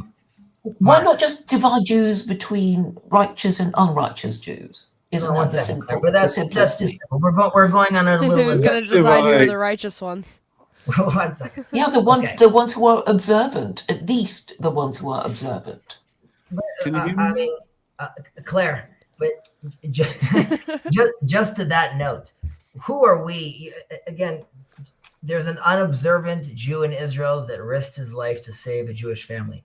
Do we know how the Master of the Universe quantifies such an act? Right? Is that worth 7 prayers? Is it like, we should humble ourselves and know and be careful when we start coming out with these kind of judgments. But I'm going back to like the larger substitute our opinions for what's in the Torah. Right, but the Torah and its rabbis have many interpretations to this beautiful, wonderful wellspring of knowledge. But I digress. But logic surely tells you that you have to be observant in order to be considered righteous as a Jew, don't you? So I would say that is true, and like what you don't like this double speech, it's much, much more than that. But 1 second, so bear with me for a second, Claire. I want to just lay out an idea because some questions were discussed over here. So yes, I'm aware of those things that you're talking about. And it behooves Israel to respond to that and sort of, and that is a big tension felt all over the world. Now, when you're saying this is something that's like recent, Grace, I would say that this is something that became actually subconsciously felt in the world in 1948. When the Bible sort of becomes alive, so to speak, when these people that should have sort of disappeared, right, come and suddenly have a state again. And this becomes, for Christians around the world, which is predominantly, you have to think about America then as much more Christian as well, and the Muslim world, they're seeing something that is very, very puzzling, because this is a people that sort of to be forgotten. And now we see these people, right, that are coming back to this land, which is also, there's a whole biblical context around this as well. And that, I would say, is the first point where this tension really becomes palpable for a lot of people. And now we're not going to do in this conversation, go through like a whole political conversation about the state of Israel itself. But needless to say, and I'll put this in you should look at it in this context, that the Declaration of Independence, which is put together by secular people like Ben is talking about, nevertheless says that this is the vision of our prophets, right? That's what's inside over there. The word democracy does actually never show up over there. But coming back, and the Tikkun Olam that we were talking about, this idea, right? That resonated with Jews because of their own messianic ideas of rectifying the world, right? So when a movement comes, or any general movements come, and the Enlightenment came, and movements that offered some sort of vision of a platform for Jews, that became very exciting, right? Because this is something that our ear has been tuned to listen to for thousands of years. And suddenly you get to this place where not only are Jews not pushed to the side, they're actually invited to join the party. And generations of rigorous culture of study, right, suddenly become very, very desirable in a lot of this conversation in this intellectual milieu. So you can understand why that became very, very enticing to them. That doesn't mean, like you said, that there are many Jews out there in the world that might be genetically Jewish, right? But culturally want nothing to do with it. There are self-hating Jews as well. And that is, of course, a reality. Now, when Nick Fuentes is talking about, again, I think it's a feature and a bug. The levels of anti-Semitism that I see in the world is not, while it could be worrisome, it's also something that I was taught to expect as a Jew. As an Israeli and Jewish people also know that this is a marker of something also in the world. There's a sense for Christian ears that we could either be Judas or be Jesus. There's nothing in the middle. There's this weird sense where the Jewish people, if you're going to be this people that you claim you're going to be, either show up or shut up. And instead it becomes very uncomfortable to hear about these people that talk about this moral high ground, and then you see death, destruction, blood, and suddenly you hear about these people that are very, very small, but then you see they're involved with money and the Nobel Prizes and the markets. And Jews would be silly to say, like, that's all nonsense. We do see many Jews in those markets, and we do see many Jews in Hollywood, and we do see many Jews in many, many different places. Now, many of those reasons why you see those Jews in those places has to do much because of the culture that they had with regards to succeeding in the world, pushing themselves, going beyond, thinking within the box, thinking in a very diverse way about the world that not all the world looked at for a very, very long time. And this sounds almost this sounds ridiculous to pour so much weight on this, but the fact that so many Jews historically are knowledgeable in just being able to read, okay, is a game changer. We have to realize the rest of the world at the time, or the people that they're competing with at the time, so many of the people are not actually versed into hours and hours and hours of daily study. So when you put in front of this person, sorry, and I'll stop talking on this point, but I'm just going to come back quickly for you, Grace, to the state of Israel itself. The people in the state of Israel who see themselves as Israeli, a majority of them, okay, also identify as the Jewish people, as in the nation, the historical people of Israel coming back to their land. Whether they're Ethiopian Jews, Jews from Morocco, Jews from Iran, Jews from France, Jews from Russia, Jews from Poland, everyone is welcome to the party, because they don't, not only do they not see that as a bug that there's different ethnicities or different, they're coming from different cultures or different backgrounds. That is a feature. The idea is to, through us being in exile, we're bringing back all these different cultures that we're get to then express through our own unique Jewish expression. But we get to do that. So there's a French Jew, and there's an American Jew, and there's a Canadian Jew, and there's a Moroccan Jew, and they're all bringing this beautiful flavor. Now, but can I ask you a question? Please. Benjamin Netanyahu, right? He gets a lot of hate. He is a secular Jew. So he's not like he's openly not religious. Like not practicing, doesn't keep the Sabbath, those kind of things. But he's What not does not what does practicing. what does Benjamin Netanyahu Yeah. have in common with an Ethiopian religious Jew? I fail to No, understand no, that no, because no. I want to correct the fact. Yes, he's a secular Jew, as I am. I am a secular Jew. I Right. don't go to synagogue and I don't keep the Sabbath. okay. However, when Benjamin won a war against Iran, he went to the Wailing Wall and he put some notes there and he had some prayers with the chief rabbis to thank God for his victory. So Sure. we are He's respectful of the religion, but he's not practicing. No, it's not respect. I mean, he put it was a personal thing.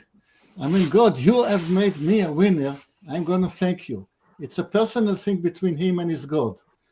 Now, we are here in Jacob's corner, a part of the what we call this little corner, the TLC, which is part of the Jordan Peterson sphere. And we have an axiom here. There are no atheists. Your Homo sapiens cannot live as an atheist. Everybody has a religion. Yeah, I And agree with that. Mhm. Benjamin Netanyahu has a religion. He is a religious. His religion is Jewish, which is different by flavor to Chazis. It's still within the tent of Judaism. I think that I'm more Jewish than Benjamin Netanyahu because I believe the Old Testament is the revealed word of God, and I believe that the Messiah, as foretold by the prophets, was a Jewish man named Jesus of Nazareth, who genuinely fulfilled the Old Testament prophecies. Benjamin Netanyahu, I believe, is a Zionist. That's his religion, the state of But- Israel. No, he no, no, worships the no. state of Israel. No, What, Benjamin Netanyahu believes the Old Testament because that is what gives him strength in his mission. He wouldn't have survived the ordeal that he's going through if he didn't really believe in the Old Testament. What he believes about the New Testament, he will never tell you. But one second, before we go to the New Testament, and this is also true to Grace, Benjamin Netanyahu, you are right. Unlike me, he doesn't pray.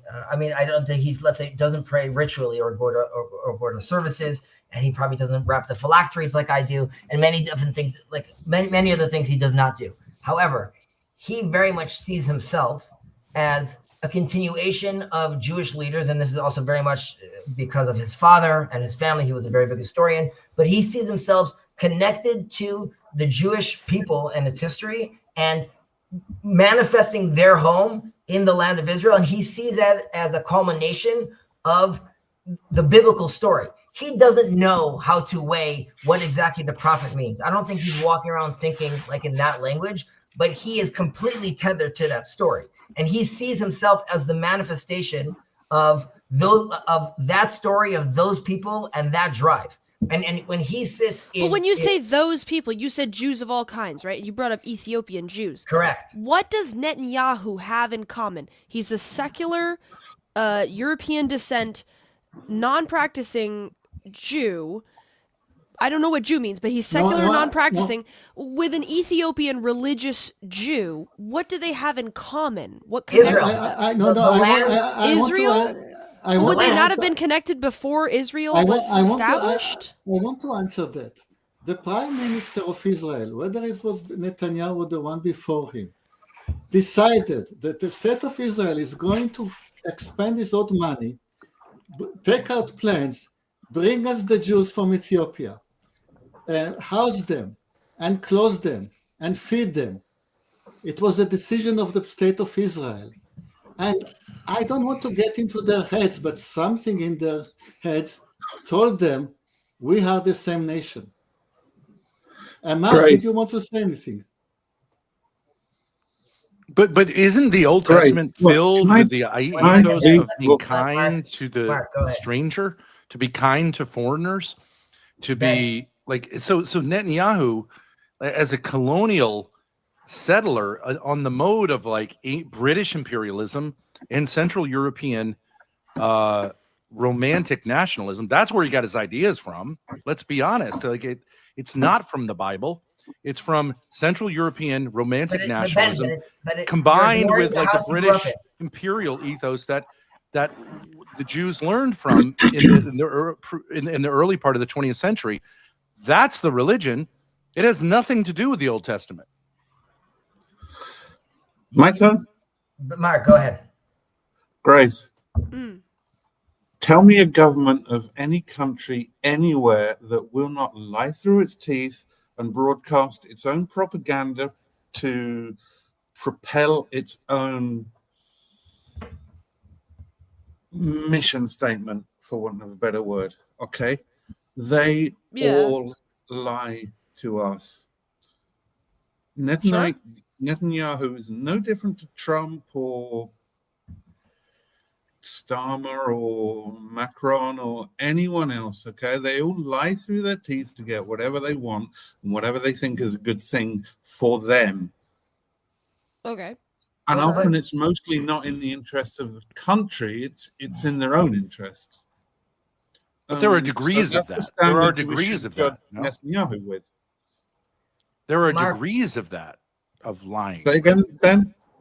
There are degrees to which people lie and propagandize and everything else, right? Like some Mark, how No, much? No, Mark, you don't how think there's much- ever been a leader in history who actually cared about his people? there may have been. Can you name any? Well, so I mean, just to say everyone is the equivalent, then you couldn't really even point out Hitler and Stalin as particularly egregious politicians, which they were. Okay, fine. Some are worse than others. Yeah, okay. What is the point, though, Mark? What are you saying? Okay, I've been trying to work out how to say this for a while, not just today, like for weeks. So who on this cast is American? So let's pretend we're all American for the sake of what I'm about to say. How many of us signed up to the Patriot Act? Did you sign it? You said Patriot Act. That's a great idea. I'll sign this. Who did that? I wouldn't have. You wouldn't have. I wouldn't have. Anyone would have. Well, our representatives voted for it, and we elected them Yeah, but collectively. you wouldn't have. Nobody would have, apart from our representatives. So, Oh no, I think a lot of people would are love you the idea trying of to bound surveillance. to the Patriot Act, and the answer is yes. By definition of you being an American citizen, they signed you up to it. You didn't sign up to it yourself. They signed you up to it, which is egregious, or whatever the word is. But a lot of the argument I'm hearing tonight is, did you sign up to the Patriot Act? And the answer is, no, I didn't sign up to that. Why is it egregious? I don't understand. If we have a representative democracy, we elect representatives who act on our behalf. They may act in a way that I personally disagree with. Okay, but like I am part of like it is a system that makes sense. The majority rules. It's a sort of Okay, that's digressing from my point. and many people want a the jury surveillance strike off state. The word egregious, whatever. But the fact is, you didn't sign up to it. That's my point. And so, But how is that a response? So to you're me saying asking unless the government, what- every single person consents to every single act that the government does, it's a corrupt government? I don't understand that. okay, I'm struggling to express myself, but give me a little space, and hopefully I can express what I'm trying to say. So, the argument is, you're Jewish, you're not Jewish, you signed up to this, you didn't sign up to that, you're Christian, you signed up to this, you didn't sign up to that. And it's the same argument. And it's basically a legal argument. And do you see what I'm saying? I think Hezi gets me. If your discussion, if what you're trying to say is that,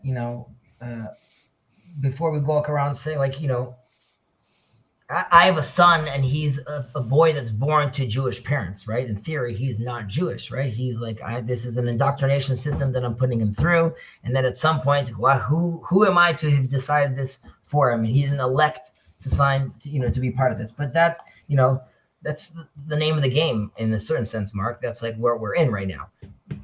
And I would say that, and this connects back to what Grace was saying, though, what Bibi Netanyahu and the Ethiopian person have in common. And Bibi Netanyahu, as a representative of the government, is an example of that. The state of Israel, the secular state of Israel, or as far as like it's putting aside its religious point of view, it was a place to make sure the Jews have a homeland and they are safe and they could express themselves, because that's nothing they could have done for a very, very long time. And who was identified as Jews?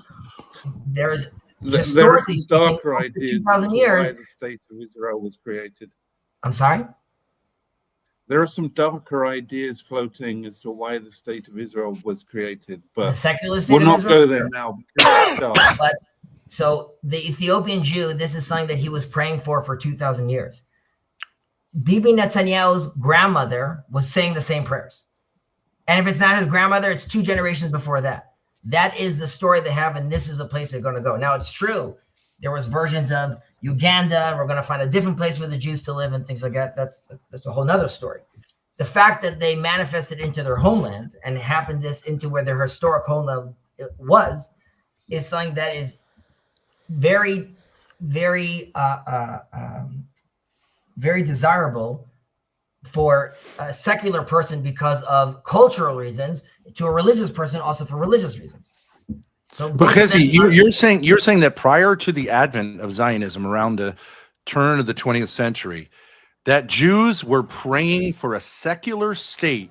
No, not a Devout secular Jews state. were praying for a secular state. No, but that's not the That's point. not true. They weren't. That's not- The it was Ethiopians. unknown. The Ethiopians were also not praying for a secular state.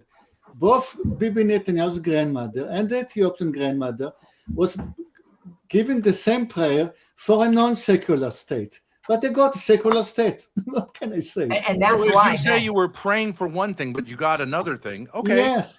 No, Okay, what- but like they weren't praying for the thing you got. That's Correct. not Yeah. true. but None of them. These ideas came out of colonialism, not Yeah. out No, of Judaism. no, because there was no other way of building. You couldn't have built the non-secular state. Oh, of In order course. to No, you're attend- not. That's not true. Rabbis throughout the world said God will send us a Messiah. He will lead Ben, us, Ben. and of No, course, no, if no, no, God no, is no, no, behind no, it- no. The point is, my point is, stop praying, build the state. First, build the state, and then wait for the Messiah. so Yeah, that's called secularism, right? So you're Yes, not become a a sect. Jew in that sense. I'm more of a Yes. Jew than you. But you would be surprised to know. And again, So You're an you are. anti-Jew. You're an No. anti-Jew. No, so You you are. repudiate Judaism. Correct So- me if so- I'm wrong, but I believe it's directly against Jewish religious beliefs to To do what? return to Wrong. Israel before the It was Messiah considered. comes. Oh no. No, some Jews. The Well, Jews, Ben, the Ben, the Jews with differ all- on Ben, that. with Most all due Orthodox respect. Jews and rabbis opposed Zionism. Ben, with all due respect, as a son of an Orthodox rabbi and part of a family of many Orthodox rabbi, there are many different opinions in Judaism. It is true that there are opinions that are against it. The person that runs his channel is one of those people that very much sees this as something horrible, right? There are many, many, many that don't see it that way at all, that support the state of Israel. And there are those that some see it as all religious people, I would say, and there's a spectrum of that, whether you're being, it goes from not seeing it as anything at all as to a manifestation of the messianic dream. However, it's not the end game. No one sees it that way. And me, as one of those people that would be is considered as a messianist, right? I see the secular state of Israel again as we're living in a real world, right? Where there's oxygen and electricity, and there's a game that needs to be played. And when I say the game needs to be played is when biblically it says, when the people of Israel come to the land, you could take on a king like the nations you see around you. If you are going to participate in the world with other people, you're going to have to adapt a certain tool set that they're using as well. Democracy, for example, the one we're participating right now is one of them. We are a Jewish state that participates in a democratic game. Now, part of that tension over the last 70 years is what that looks like. You are right that currently, right now, the state of Israel is more secular than many observant Jews would like. That is true, and yet it's more religious than many secular Jews. No, that's not my point. My point is that when Zionism began in the late 19th century, Sure. Yes. the vast majority of pious Jews thought it was a mistake Correct. and opposed it because they Correct. said, no, this will only take place when the Messiah comes. Yes, And yes, there was yes, no yes, candidate. yes, Now, yeah, no, after Chezi, this let me secular, speak. right, which is why there were very few devout Jews involved in Zionism. Yes, Ben, After yes, it occurred, yes, many yes. rabbis then changed their mind and changed their tune. of No, course, no, because, no, Ben, you're wrong. Well, They're okay. dead. Those Orthodox Jews who was anti-Zionist, they are dead. This is why Zionism is the majority. No, there are still now. Orthodox, even in the Holy Land, there are Orthodox Jews today who Yeah, oppose Zionism and believe I that know. I'm the talking state about of the Israel is I'm talking basically a about the blasphemy majority. against Listen to me, the Ben. Jewish Listen religion. to me. Listen to me. The majority used to be anti-Zionistic, Yeah. and then the anti-Zionists were killed. So now the Zionists are the majority, and that's the truth of the story. Well, or they died of old age, right? I No, mean, they were killed in the Yeah, they're millions. exterminated. well, but I'm talking about like in the Arab Jewish communities, there were rabbis. They weren't exterminated in the Holocaust. They There was largely Zionists. opposed. They largely No. opposed, and the Jews that told were in you. the Holy Land largely opposed I Zionism. told you, the Eastern Jews to a man went to Israel. All of them. All Eastern Jews went Yes. to Israel. That's How not many true. Jews are there in Iraq? How many in Iran? How many in Oh, Syria? in the Arab countries. Yes. But I feel Yeah, one and that's second, what- I feel like So wherever there's in something- the East, there's something when there were no white men Europeans, all the Jews went to Israel. In the West, when the white man was, they were exterminated. And this is why Zionism is the majority. That's not true. Jews Ben, were not Ben, exterminated in Ben, Europe. please, I mean, Ben, educate us with the truth that you know, that you're sure that you're aware of. Putting aside, I'm just saying, you're going to put aside right now. You're going to assume, obviously, that this Yov over here and we don't know what we're talking about. Tell us. well, Ben, if you want to say quickly, that all Ben. European Jews were exterminated in World War II, that's crazy. Of course, that's not true. That what? I'm sorry. Many Jews escaped from Europe. Some Jews continue to live in Europe, obviously. So to say something as ridiculous as every European Jew was exterminated Do you in think the he meant Second every World War, Do I you think he meant every single Jew? he said they were By the way, all very- exterminated. Ben, it's very important over here in this space. It's like a brave space. We say it because, like, you know, you could say whatever you want, but bad faith, there's zero tolerance over here. So I sure you know that he meant most Jews were killed, and that's a fact. Well, then why did he say all? So does that really bother you? Stop for a second before you answer and think of the conversation you were participating in. Yes, Think it of the bothers me. I wait, think we before should you be answer. careful with our Think- words. Right. Okay. So now I think so any mistake, right? If you say like a little, you meant a bit. What's the I mean, I'm just level of saying he could say like, no, that's not what I meant. Okay, but I think when we start saying all Jews this and He meant that, most- don't he you meant- understand the problem with saying all Jews this and that? No, Don't you get how I that think- could be dangerous? No, because I think everyone really understands the fact that there's 15 million Jews left in the world. It means almost all the Sorry. Jews. I was talking. Ben. I was talking about the majority. Yoav. I will repeat my statement. The majority before the Second World War was anti-Zionist. The majority after the Second World War was Zionist. Why? Okay, because of some Jews were killed. I have no problem with that statement. I think that's perfectly fine. Okay, fine. There you got it. But I'm saying that all my point is that the religious Jews opposed Zionism, and then Zionism occurred mostly by secular people against the religious Jews' wishes. And then later on, for whatever reason, some Jews, maybe most Jews who were devout and religious, then like kind of integrated Zionism into the religion. And I'm just saying it wasn't one happened first, then the other, not Sure. vice versa. That's all. That's My, what I wanted to say. my great-grandfather immigrated from Poland to Israel in 1924 because he was an Orthodox Jew and because God told him to do so. Yes, the majority changed, but the movement was always there of Orthodox Jews going to Jerusalem. Always? I mean, what are you Always. saying? Like, no. Always. Always. 1924 is the Zionist movement. 1824, there was no such movement. But everyone wanted to come to Israel. Jews all wanted to come to Israel. Always. Always. Well, Gentlemen. but through the Messiah was the Let me standard. No, wrong. From Abraham.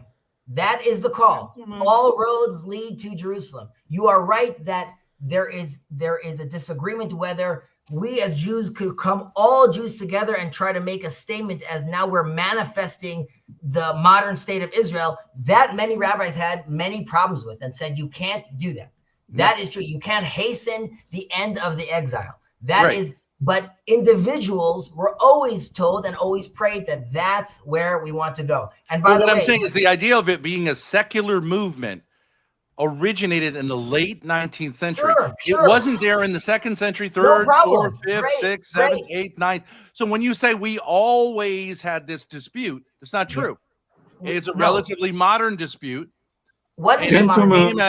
it arose in not because of a rereading of the Bible, but it came as a response to European nationalism and colonialism that were reality, the yeah. inspiration for this kind of like new idea called Zionism. That's all I'm saying. That's factually true.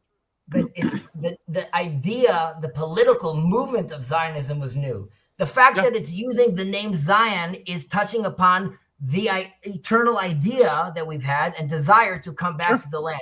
You are correct that the way it happened is very surprising given the fact that religiously people were very against that idea at the offset. However, when the temple was destroyed, there's a rabbi that made a big move and said, I'm done with this. And he went to the emperor and said, I want all the rabbis and this space up north. And I'm going to make a change right now. And that changed Judaism again. And then again, we were kicked out of the land and other moves were made. And like I started this conversation with, all that's left of all those people are 1.5 tribes. Those are the people that are left. And those are the people that are holding on to that tradition, to that dream and that longing. And through the history, now find themselves together back into their land after 2,000 years. And while it happened off of the secular movement, that's correct. There is now within Israel the discussion of who are we? And because if we're just this secular state, right, there's a lot of questions about what you're doing over here, why this land, or are we more than that? Or are we the people of Israel? And that is a completely different mode. And the religious of us see the secular movement as a platform divinely that allowed that to happen. Yeah. Okay. But like, yeah, right. But we would all agree God works in whatever way throughout history. But at times God punishes through history, right? Which is the understanding of the Babylonian exile, Sure. The Egyptian exile. It really wasn't about hating Egyptians or Babylonians. It was about the failure of the people. And also the exile, the Roman exile was largely seen as a punishment. Of course. And Christians see it as a punishment for failing to recognize the Messiah, who, of course, Christians would Well, say, this is- well, that's how we view it. Sure. That's how we would view it, right? The temple was destroyed, and the kingdom, that relationship came to not a permanent end, but a certain type of end. Okay, Sure. that was fulfillment of prophecy. You obviously Jews would not agree with that, but what I'm saying is, we also would say the Jews largely did not recognize the Messiah, who we claim to be the Messiah, because he wasn't he wasn't a king, a military. He didn't repudiate Rome and all that kind of stuff. So I admit God can throw us surprises, can throw us curveballs. Our job is to interpret that. I would say, if I was Jewish, I would want no association whatsoever with what is going on right now in Gaza. And to say that this is God doing something through us, I would say is a very, very difficult case to make. Well, just to be fair, first of all, I think it's important that we got to this point because there's religious conversations, there's political conversations. So if we're specifically with Gaza, then one has to be very careful how they're parsing this conversation, because it's not, well, of course, God is the ruler of all things, right? You are correct to come and say, like, 1 second, are you telling me like this soldier killing that kid is like he's saying God wants me to kill this kid and God wants me to kill that kid? So like, no, obviously that gets very, very hairy and messy to think about things that way. Now, But Zionists do it all the time. Amalek, right? We'll just say no. So Amalek. Ben, I will Blood have this. runs in rivers. It's very I will dangerous. have this conversation with you. The only way we could actually have this conversation, if you want to have this conversation, is you have to take. I need you to do a few things. This is the exercise. You have to tell yourself that you're talking to two individuals at least here. Well, three, because Mark as well and Claire, who's her own brand, that we've been engaged in an interfaith sort of and a deep conversation for many, many years right now on this channel, right? That's great. 2 years ago, this Israel thing came up. Now, there's a level of trust and openness that's been opened up over here. Again, like I said about the good faith. When I'm talking right now about Israel, if I answer you right now, or Yoav answers you, I'm not worried. If I was talking to, for example, I'm talking to Mark right now, I don't think Mark thinks that I'm selling him propaganda, or he's going to tell me like, oh, that's what they all say. I know he's talking to Chezi, the father of kids that lives a life, that's an architect, that teaches, that works, that discusses, that understands Christians and Muslims and works with Muslims. And that's why when he's answering me truthfully to his knowledge. I could engage with you in the conversation if when I give you answers, you're taking them as Chezi's being honest with me and not that there's like some sort of trickster game going on. Because otherwise, it's going to be very hard to have that kind of conversation. I agree. Yeah. Okay. Stop for a minute. Mark, do you have anything to say? Can you hear me? Cool. Guys, we're chatting. We're figuring stuff out. We don't have exact knowledge to hand. We don't have charts and scientific data to reference. We're just chatting. Maybe we say the wrong words every now and then. Maybe we're misunderstood. And that's normal between friends chatting. So just, we need to give each other a little more space, I think. And that's okay. I'm very sorry. it's Do you guys find it trolling. offensive that I just like I maybe it's just a No, cultural it's thing. getting heated, and it's like I'm not. we don't need this heat. Look, I'm I'm not- happy to answer Ben's questions, but yeah, he hasn't really got a question. It's like, oh, the Gazans. Okay, Claire, what are that's Jews not- expected to do about it? But I don't think. What I are don't they think that- expected to do about it? Well, I can give you a question. I would let's say hear it. that Jews should re-identify with the anti-Zionist devout Jews and say we this Zionism thing is a mistake. It has nothing to do with Judaism. Right. And I do talk think to a Jews are Zionist. doing that largely in the West. So speak to me So- when you. Chezi, sorry. But then Hezi, I don't understand. I gave you this verse in the Quran, and you just decided it didn't matter. You were not interested. It's not that it doesn't I matter. thought it was the winning argument, but you don't care about it. Why not? Why not? Why Claire, would we're it not perfect. Claire, why would it be a No, winning no. argument? I mean, but since we've got to the point of me saying there's a verse in the Quran that appears to support Zionism. And could be an argument that Allah is Zionist. And then I mentioned it to Hezi, and he says, I know about it, and he waves it aside. And I'm just trying to find out why you don't want to use this verse as Do an you know argument there's for Zionism, as a Zionist yourself. There's a section of the Catechism of the Catholic Church, right? So 1.2 billion people that does say that Jews will return to the Holy Land. Right. That's So- my point to Claire. Like, I'm aware that the Quran has statements like that. That's not, it's definitely in the discussion we're having right now. There's clearly a split over here between the Jewish people, right, which the Quran or the Christian faith is talking about, and what our Ben would ask over here, which is how he identifies the state of Israel as very much not Jewish. And that's why he's saying it's a very big mistake that Jews are identifying with It is a Zionist. secular state. I mean, we all know that. So I was suggesting, well, maybe, people who don't like Jews should, Not really. make It's not allowance really for the fact that they are it's not righteous really a Jews and secular unrighteous Jews. But What? this really brings us, Ben, this really brings us to the question, because presumably what you're saying is, listen, I'm looking at what's happening on the ground in Gaza, right? And I see fill in the blank over here, genocide, hunger, whatever it is that you're calling that's happening over there. I'm Yeah. assuming that's the agenda.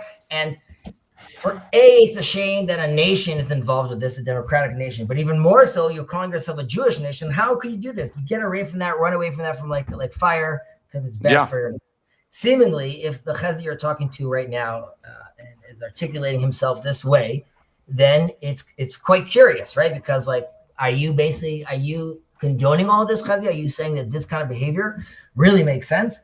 So my argument would be, and I would probably say, like, we don't have to get into all the details, is that there is a very skewed way of how you are seeing this conflict as someone that's very, very involved with it. And there are many claims that I could, quote unquote, debunk, but it's a bigger question of, are you open to the idea where things are not as there seem to be, and there's a tremendous amount of propaganda of their money out there. Now, if you can't, and I understand that there's a whole generation of, and Grace, to take no offense of this when I say this, humans are not made to see devastation constantly all day long.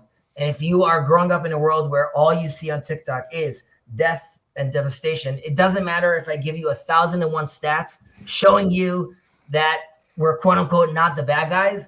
I truly believe that it's too much for people to take on and handle.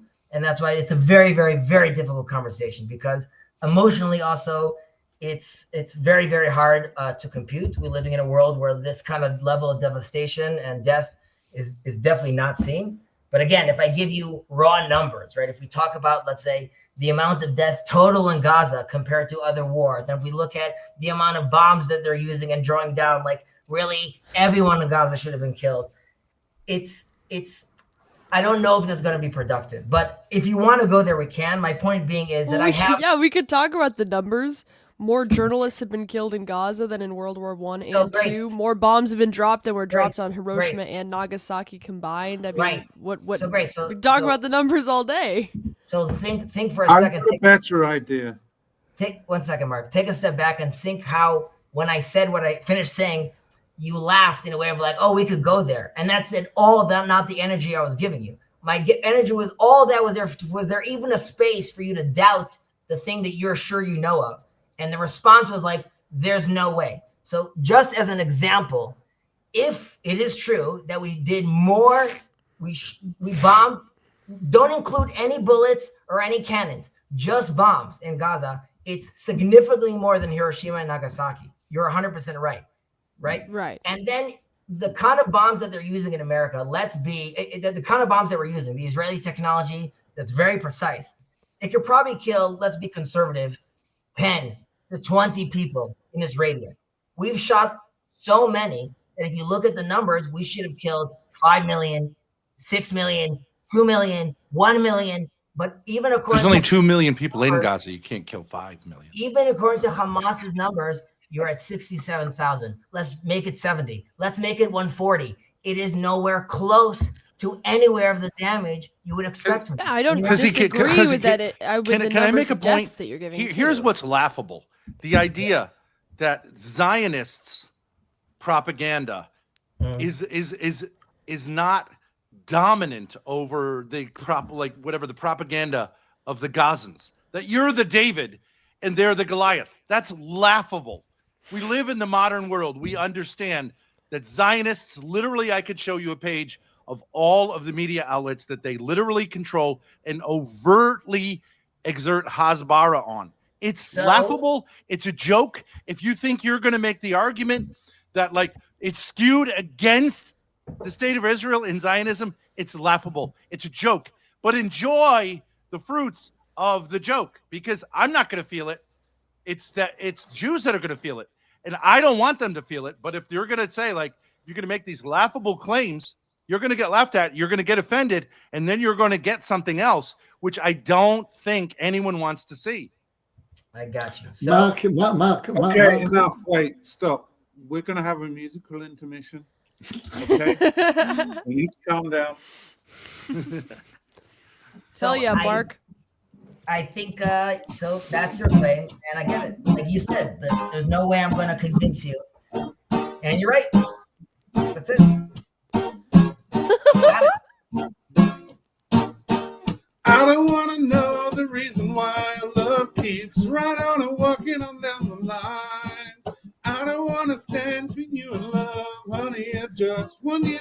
feel fine.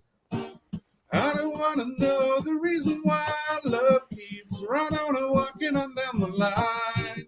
I don't want to stand between you and love, honey, just take a little time. Finally, baby, truth has come down now. You try to tell me that I'm crazy, nothing that I didn't know. Trying to survive. You say you love me, but you don't know. You got me rocking and I'm reeling, hanging on the line. Oh, I don't want to know the reason why love keeps right on and walking on down the line. I don't want to stand between you and love, honey. I just want you to feel fine. I don't want to know the reason why love keeps right on and walking on down the line. I don't want to stand between you and love, honey. Just take a little time. Woo! That was very nice. Thank you. Genuinely, I'm impressed. I gotta go soon. I gotta walk the dog. Peace, everyone. Bye, Mark. Peace, Marky. Nice to meet you. Nice to meet you all. Yeah, I want to add something for maybe finally. Where's Jonathan? Guys, It's That no, was- I want to some last thing. sorry. I just It had to get rid seems of to Mark. me that my Hasbara has failed. That somehow all this effort didn't succeed. And there are people in Israel, Jews in Israel, who I think are responsible for this failure. And I'm going to say this, I'm going to come after them, and I'm going to come after them hard. Jonathan. I just came on because I couldn't stand the fact that Mark just hijacked the conversation, I think in a rude and disrespectful way, and started playing music. So unfortunately, I didn't get here fast enough to boot him before he quit. But I mean, Oh, you're the owner of the channel? I'm no, not the owner of the channel. No. Oh, I have enough authority to come in and kick people out. I appreciated the break, but I can see what you're saying. I mean, Um, yeah, I think it's rude to take just be like, oh, we're just gonna have a break. Like, I mean, like things get intense, but I think they can continue to get intense. And in any case, I don't have anything to say other than I was listening to the conversation, and obviously I got motivated enough to join. But I think I don't Avi and know. Yoav but, have enough on, to. on the Israel front, I don't know if it's going to be like a new conversation. It doesn't seem like Yoav said, right, where if we are Hasbara talking heads. So I don't see that being like very productive. But you can understand my point. If you want to say that Yeah. the Zionist regime has enormous access to the media, which is true, and yet the media, what we get in the media, let's say in America, is Yeah. skewed against the Zionist regime. Like, you can understand how we would say, like, that doesn't seem very likely to be true. That's can very hard to understand buy. I can understand that's why how you may claim things are. I would disagree with the way you're seeing reality, but it's just. But It's do a you no- agree that, are you telling me that you think like that the pro-Palestinian cause has more economic and media influence sure. than the Zionist Hands cause? down, for sure. It has more support. So you're like a maybe, but not Qatar more- guy. You're like not saying more Qatar has funding. more influence. Like I said, like if I will turn into like a Qatar guy meme, then yep, I guess I'm the Qatar guy meme. Okay, but I'm just saying, like, that could be true. It's just hard to like Bari Weiss, right? Like Very Weiss, yeah. Okay, just took over CBS News, which is one of the main mainstream outlets, right? And that I'm CBS correct. and Paramount were just Israel- bought America by an is overt very- Zionist. You're right. America is very favorable to its ally. Correct. You're right. Yeah, and, okay. and So yes, we get there is- Hasbara fed to us, right? again, you could look at, everyone does propaganda. You could look at Hasbara as being maliciously also faking things. The question is also, you would have to quibble with what in the Hasbara, right? Some of it is genuine, and you would argue that some of it is malicious, or some of it they're making stuff up, or some of it, but like, Yeah. Coming and giving some stats which are true are actually true stats. But yes, That's true. I'm sure that is how people will see certain things. If you look Okay. at Europe, if you look Yeah. at the But Arab like an world, example of Hasbara would be the beheaded babies lie, right? but no, that would not be part of Hasbara, because no government official came and said that, and Bibi didn't come and say that. You are right that that's was leaked, and The U.S. immediately- president said it. The U.S. You're right. president. Horrible. Immediately called out by Israeli media and news. By the way, you also understand that, like, in Israel, Bibi Netanyahu also has a tremendous amount of opposition from courts and from the media inside Israel. Tremendous opposition. Yet all of them would disagree with, let's say, how you would call that Hasbara, because none of them see it that way. Oh, Because if you want to make the point that there's a vibrant discussion among Jews and among Israeli Jews, where there are many voices that would call out like all of this stuff as genocide. That's definitely No, true. One of the there- great, no, almost one of the no great, minister one of the. in Israel will call it genocide. Almost no one. Well, almost I've no- seen people Sure. who are Like Israelis almost who no call one. it genocide unambiguously. Sure. Okay. I'm just saying. So but- I understand it's a small minority there. correct. But it's much bigger worldwide, I think you would say, especially among young sure, people. sure, There is sure. a lot of anti-Zionism among young people in America. Oh, And I yeah. think they're the most articulate.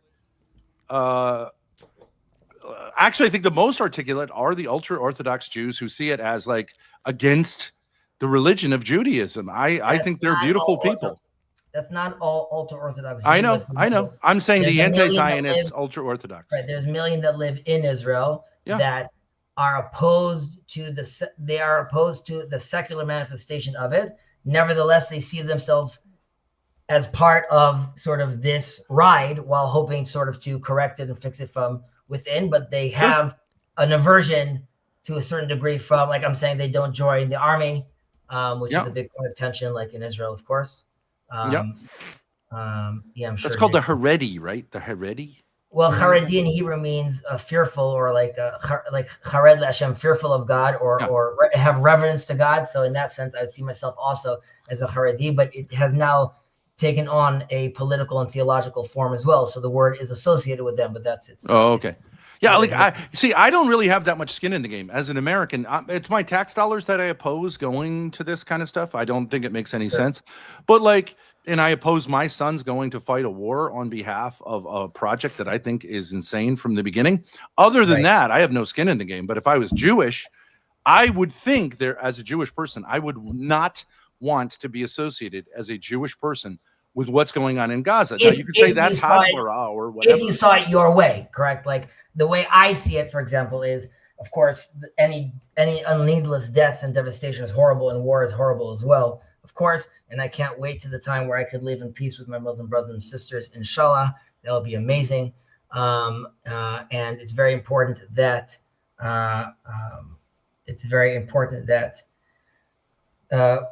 both in Israel and anywhere that we have some sort of influence and control, we could make sure that Muslims have a place to pray and a place to express their beautiful, beautiful religion and culture. Having said that, in the land of Israel specifically, and the current fight we're in, I don't see it the way you do, obviously. Yeah.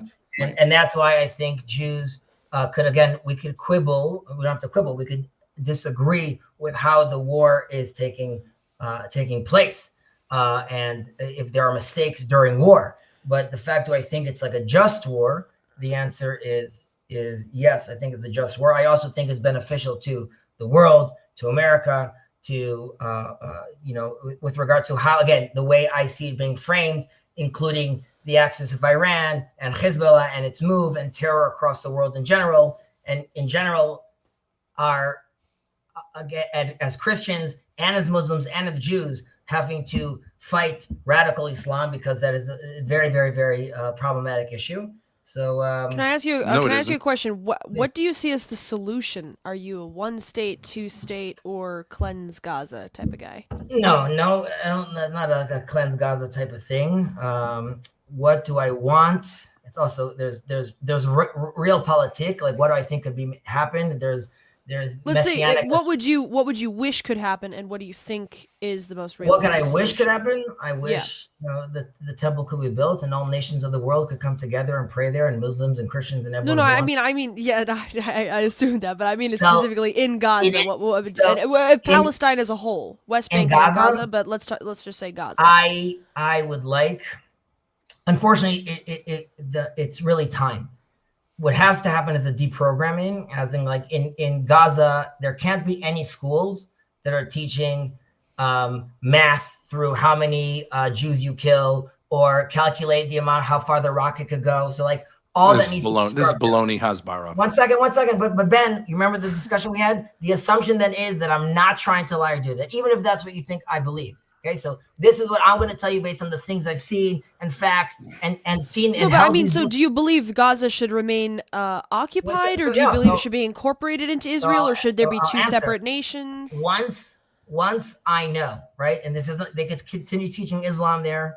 Once I know that there's no discussion, which is I'm going to try to kill these people, right? Live there, dance there, build an airport, do whatever you want. More than that, you could become the prime minister of Israel. Just there is no such thing as this place will be rid of Jews. So are you Is it- saying one state solution? If you say, well, like, a Gazan could become prime minister of Israel, you're saying so it would all be Israel? I mean, if he's loyal to the state of the Jews, he could be the prime minister. Why would a Palestinian believe in an ethno state that is designed, unlike any other nation in the world, Mhm. for one ethnic group to be superior to But any it's other not ethnic superior because the 2 group? million, Absolutely is. It's a 2 Jewish million state. What does that mean? the 2 million Palestinians that live in Israel have equal rights. There's a Jewish. That's not true. But I work with them every day, so it is true. And Okay, the- can one of them marry a Jewish girl in the state of Israel? he first of all, The there's answer what is no. they- The answer is no. No, it's not. The answer is no. Is it Yeah, it is. You're recognized trying in to Israel? fumble for something. They don't Yeah, have because you're right? asking a loaded question, so I'm going to answer it. That's so. Do you want? Is it all take 1 second? Because I am right. Like I told you, part of people coming back to its land, trying to manifest itself, which is very difficult to do, and dealing with minorities, that biblically have a relationship with them, right? So that is also something very, very complicated, like you just said. So you're nodding your head no, but the reality is that a Palestinian chief justice put the Jewish president into jail. Right? So that doesn't happen in apartheid states. And there are Arab members of Knesset, right? There are Arab members of Knesset that vote against Israel. That doesn't exist in America. We have members of Congress that are against America. Okay? So Yeah, we do. That exists in Israel, and those my taxpayer money, right, is paying for the security and the bodyguards for all those members of Knesset that don't represent me, but they represent a democratic Israel. And that's the 2 million Palestinians that live in Israel. Now, yes, it's a Jewish state. Like I said, it is a Jewish state. And you could have a discussion with any Christian that wants a Christian national state or an Arab that wants an Arab nationality, right? There's Dar el-Harb, which is the whole world eventually needs to be conquered. So Is there in any my- other state in the world Yes. that is like the Jewish state No. of Israel in the sense? But no. I'm doing. So it's I'm not unique. playing your game. I'm doing It's unique. something else. It's Yeah. an ethno state. Sure. Yes. Okay. The Is a last one we Jewish had state- was in Germany in Yes, World War but- II. But The German unlike state for the Germany, German people. everyone is equal under the law. In not true. almost every regard. You're nodding your head no. The reality is you have to square it to me that. What is that Palestinian chief justice doing putting a Jewish prime minister in jail? Explain to me how that happened. How does he get to be the What chief rights do the 5 million people who have been occupied since 1967? That's a different question right now. Wait. Be Well, fair. but you just want to conveniently No, but redraw one the second. map. Did I say 2 million? Did I ask about 2? Grace asked, what are we going to do about Gaza? I'm giving you a Yes. reality already where we've tried it out. There are 2 million Palestinians that live peacefully with the Jews. I interact with them every single day, specifically because of my profession. I work in construction all day long. I'm with them, in and out, eating in their houses. They're in my houses all the time. They Okay. live beautiful life. Can I ask you a question about those people? Do you Yes. think that they have forgotten or will forget anytime soon that they were displaced by a colonial settler project called Zionism? And they lost their homes, and they lost their right to participate as equals in a society because of a European project that had nothing to do with them. Do you think they're going to forget that? So I will answer that question. It's a very good question. Number one, I think Israel needs to do a better job in recognizing the trauma that went through the Palestinian people when we came over here. And in all honesty, I think until we recognize that trauma, we ourselves as Jews, but specifically Jews in Israel, are still even dealing with that trauma as well. And I think that is not healthy, and probably also at some place also manifests even in the body politic and how we represent ourselves. So that's just, it's not healthy, and it has to happen. With regard to your question with the Arabs, I think there are some that will have a hard time forgetting that. I think there are some that have already forgotten that. I think there are some that are a minority that even identify specifically with the Israeli project. I think there is a majority, though, again, of Israeli Palestinians that have obviously their own diverse religious wants and beliefs, but nevertheless understand and truly recognize that they're living a far better quality of life in Israel than their surrounding neighbors. Now, that doesn't mean they can't find other quality of life in other places. But when I discuss this, which is, again, it's been more difficult since October 7th, but any opportunity I have to discuss these things with my Muslim brothers and sisters, this is a discussion that I try to have with them. Really come down and ask, like, what is it that you would want to see, right? I have this carpenter I really worked very close with, that he cannot, and I've done very progressive interpretations of my religion, of showing them, like, we're praying together in the temple. He's not interested in that dialogue, right? He knows, like, this is all mine at the end of the day. He's very nice. He's a nice guy, but he doesn't want me here at some point. And there's others that very much want us over here and see it as a blessing, if, of course, they are still dealing with a tremendous amount of tension, because even the Palestinians living in Israel, and let's call them the ones that are successful and are living this great life, they have cousins in Gaza or family in Gaza. So, like, obviously it's very, very hard to disconnect from that. And of course, Israel is not in a healthy state with the population it has, right, that are not those Palestinians, right? Those other 3 million people. And you're right, we have to figure out how we do that. But for that, it needs two to tango. And so what you would like, if you could go into the brains of the Palestinian people and erase their memory of their own history, which you acknowledge, you want them to do that. Don't you see how ridiculous that is? Since the whole Zionist project is based on historical. You just erased all of human history. You just said basically, I would like them to forget their history. No, I never said that. Never. Yes, you did. Once. No. Well, you didn't say those words, but but remember, Ben, when you got super angry for when Yoav said all and didn't use the right words, and now you're completely saying something else. Remember the good. You're implying that it would be desirable. That's why you want to have education camps. You just said I want to have education camps so that all the Muslims buy all the Palestinians. I'm just saying it's an implication. You didn't say it literally. But now you're trying to make it sound like Let me ask you a simple question. Well, no. Let me ask you a simple question. There's no questions, First, right? Yes. IDF's in control. No. IDF's in control. Gun to the head. No question. Get him out of here. Before you go around and saying camps, how about you first acknowledge all the words of love and kindness I spoke about the Palestinians and my brothers and neighbors? And you don't hear any language like this that I'm talking to you right now from 99 of the propaganda heads that you talk about. But yet, even this language for you, all you're jumping on is the things I just said, which are loving and peace-seeking. You turned into, I want to educate people into camps, referencing somehow. You that I said want- you want to re-educate people No, I didn't in say I want to Gaza, re-educate them. I said they should have Muslim teachers. They need to make sure they don't want to kill Jews. but you're going to That's be in all I charge of said. their education, right? No, You're no, going to be in no, charge of their no, education. I didn't say yes? that either. Bring in Oh, okay. Turkey. Well, bring in other if countries. if they participate in your program, they'll be No, allowed to educate their Just children. don't want to kill Jews. That's it. That's all you need to want to do. Just that. That's the only Chezi, requirement. Chezi, stop now. Stop. Enough. gonna- Enough. Let's stop this discussion. It will lead us nowhere. You are correct. So this is my stream that I started. So we're going to take the moment to do the grift, and I'm going to promote the book that I've written, where I've thought about all these things in depth, probably, mostly. And just to let people know, I plan to put another stream out because I've recorded 5 chapters that are adjacent to a lot of this discussion in some ways. I'm going to be streaming those later tonight. And if anybody wants, because this is a rough draft, I also just completed a second book that just finished the draft of it. So it's going to take a little while to get out there. But this one, it's for promotional purposes. So if anybody's interested, What's the title? The title is Tents Before Temples, Rough Drafts on Building a Culture That Lasts.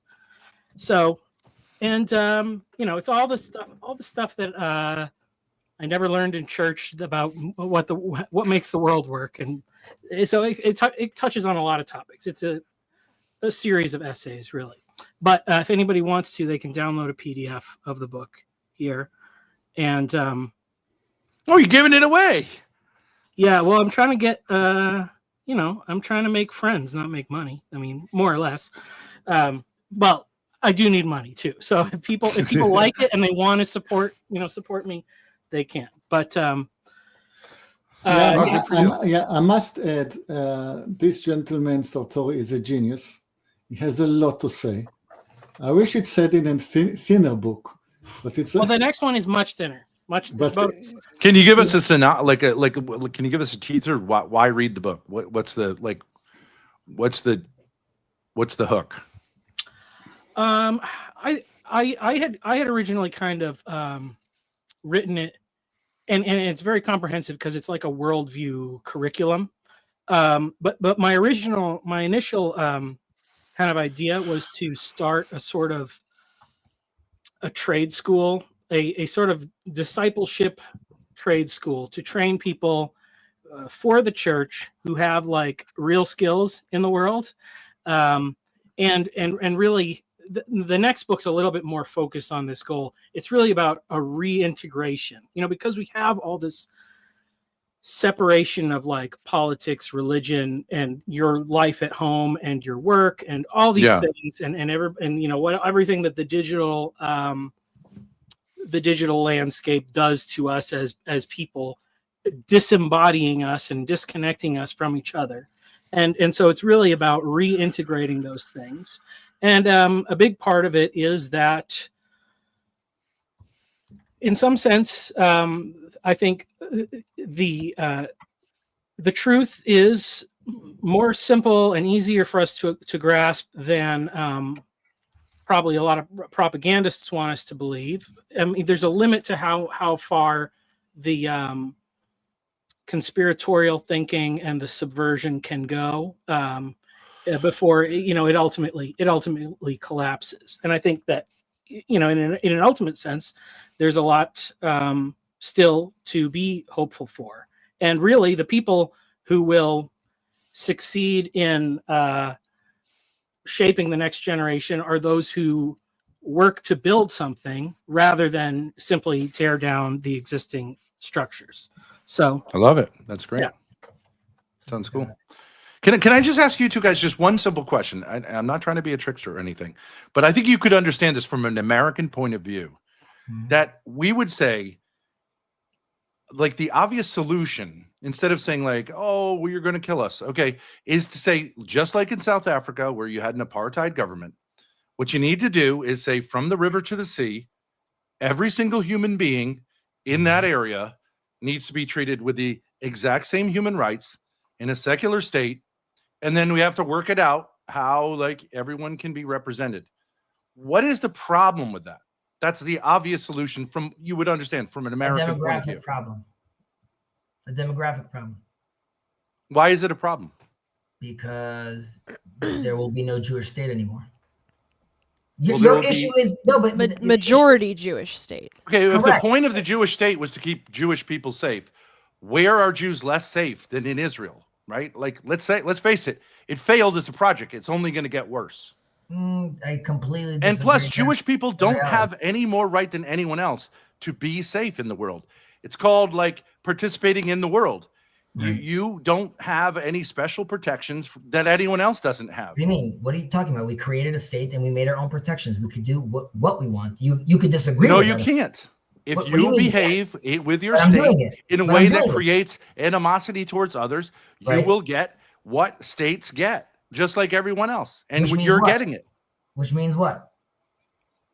You're gonna You mean if like you start You're wars, gonna get called you're out. going to get like pushback. Yes. I guess, yeah. We'll see how that works out. Okay, but it's going to work out terribly, and it already is. I guess we'll see. Well, okay. So you want to see a bloodbath because that's Nope, what happens nope, in nope. situations Not like what But that. I said. don't understand. I don't understand. But you say I want to why- protect Jews, but you're fomenting, like, obviously, a bloodbath. Again, I don't know if anyone saw me fomenting a bloodbath, but if that's how you see it, it's But what, I unfortunate. don't understand. Why I just wouldn't simply you don't give understand people why. rights?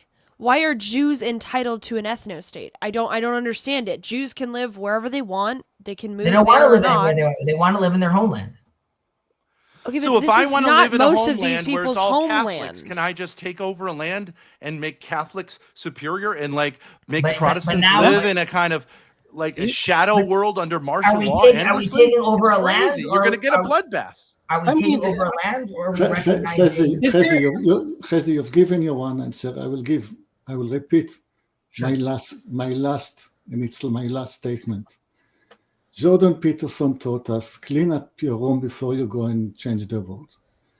I have some cleaning up to do here in my room. I will discuss the subject with you when this clean up is finished. Do you think that South Africa had a demographic problem, right?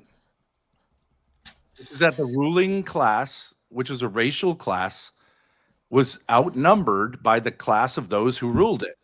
And yet we in the modern world said that's not okay. One man, one vote. Every single, pretty much Just every like other the country, two- well, at just least like the nominally 2 says that. million Palestinians that vote in Israel. Just deal with them. Just deal with the 2 million Palestinians that vote in Israel. That's right. And if they're a little angry at you because you stole their land, yeah. you are either going to allow them to express their anger or you're going to have them express it in a much, much worse way when it finally gets unleashed. You can't do this to people forever. Do what for people? Why is You it mean- you- Oppress them. Do you mean the situation of Gaza and like the territories? Yes. Yeah, of course. It's not a good And the situation. entire project. No, not the entire project, but yes, definitely the territories are something that needs to be figured out. You're right. But I like look, I'm an American. I believe that the way that America was settled was unjust. I think Sure. we should have been much more kinder and much more gentler with the Right. native peoples, though I think they would have welcomed us. And I think that Sure. Jews would have been welcomed. Did But I instead, sound- you went the way of violence. Did I say? And now that- you've got people who are angry at you. Sure. And Yep. you don't want to deal with it. Well, you're going to deal with it sooner or later. When you say you don't want to deal with it, you mean like the current leadership of Israel? Well, you're not in Israel, right? I am.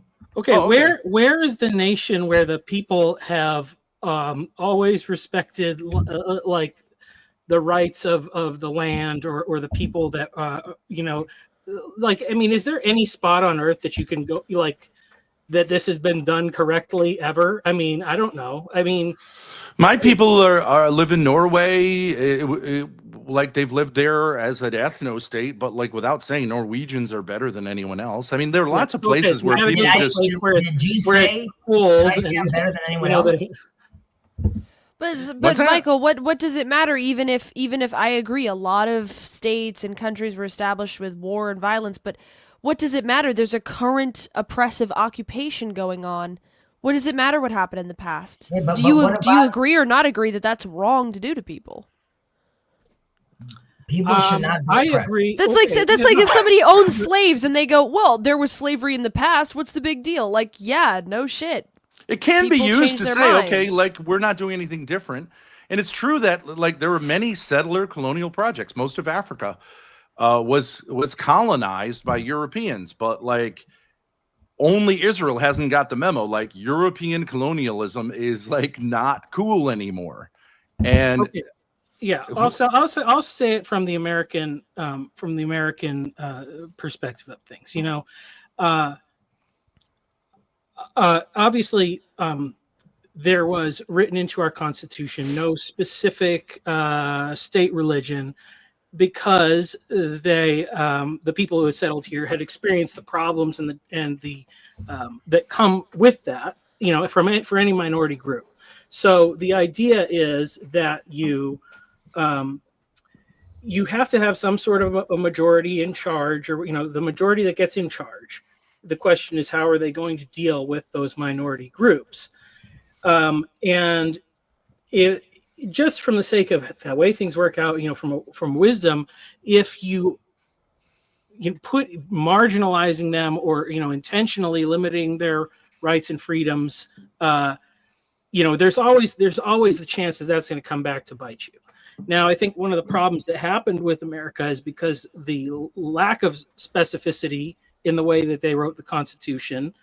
I don't think the founders ever thought that we would default to a secular, atheist, materialist, neutral position, and obviously that has been very, very problematic. And regimes that explicitly, hold that have been the most destructive. So it has to be. a lot of the founding fathers were very thin on religion. They were not devout Christians. Yeah. Yes. But So they believed reason could solve all problems, which of course is idiotic. well, yeah. So, but I mean, so even if you think like a lot of people say maybe most of them are deists or whatever. Well, the god of deism is one who's not stepping in to fix everything all the time, but he's also not really policing people's behavior a lot either. So, and so I think just the position, has to be what is gained by like if somebody is running their country that's not our country the wrong way, and it's going to result in some consequence of their own destruction, or it's going to be bad for them. Yeah. What should we? I mean, maybe we should just let them do it. And No, I mean, Ben would say, why am I paying taxes then? Like, obviously, like, correct. Like, I shouldn't be, at the very least, right? If I disagree with the Israel project, why, as an American, is my country involved with, these shenanigans, right? Yeah. And this is assuming, right, that Ben's vision of reality is correct, right? Like, they're doing immoral stuff. There's a genocide, because there could be, I'm sure, things that Ben disagrees with, but let's say, that it seems that it's like helping X economy or doing well. So like, I understand why people are voting for this, but if let's say they're doing something horribly wrong, then yeah, why would America want to participate? And this also leads back to Nick Fuentes and many of his questions, right? Like why are we involved with this? And so, I agree. Well, and it's like, so, and we're so concerned about the rights of a certain group of Islamic people in this certain one area, when in like dozens of other Islamic countries, people are just leaving. They have all the natural rights to their lands, and they don't want to be there. They want to come over here, or they want to come to Come Europe, over where? to America or to Europe. Generally speaking, Muslim populations don't want that. Don't want to come over here or to come over to Europe. Most people stay in their own homeland. To say that it's uniquely Muslim to want to go to Well, Europe where are or the America? influx of immigrants, especially? I mean, in America, we have a lot coming from the southern border, but Well, they're driven by the Israeli wars as refugees from their own country by the incessant, endless warfare of the a ones we also started psychotic with Bush, right? state, Yeah, which always starts wars. And yes, they become refugees and look for refuge in Europe. Yeah, like Ben, don't forget. We had like, that whole memo that we got all the other wars started with George Bush. There's also the liberty. Can't forget the liberty. Yeah. Already from that point, we were messing around. I just want to make sure that we hit up all the points of Okay, well, so, but Right, I and mean, you say those are anti-Semitic points, even though No, they're true. Who said anti-Semitic? I just They're said I want to true. make They're sure true. we involved all of Israel's treachery.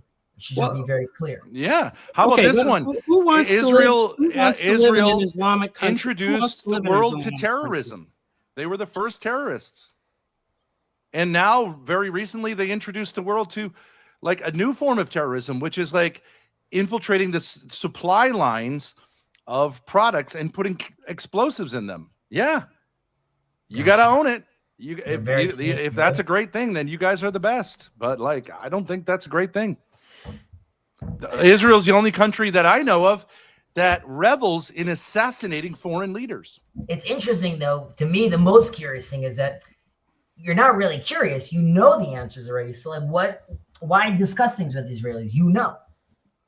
Well, I had a question about Jewish, but like, here's a question to you, Khizzy. You say, I love my Muslim, my Palestinian, right? Why not see them as a gift? Why be afraid of them?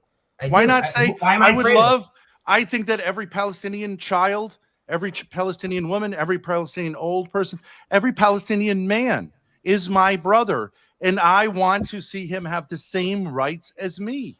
Not only do I want him to see him have the same rights as me, there's nothing more biblical than the focus on the land. And the other thing that's the most biblical, that's constantly railed upon in the 5 books of Moses, is the foreigner living in your land. And I think it's not a coincidence, again, as a messiness, that when I come back to my land, I'm ironically also have to deal with this idea that this foreigner is in this land as well. And you are 100% right that until we don't figure out what the just and you and I will vastly disagree with what the just outcome is potentially, but you're right. If that doesn't get solved, then it's devastation. Correct. But I would push back. You say there's nothing more like an old Hebrew Bible than being focused on the land.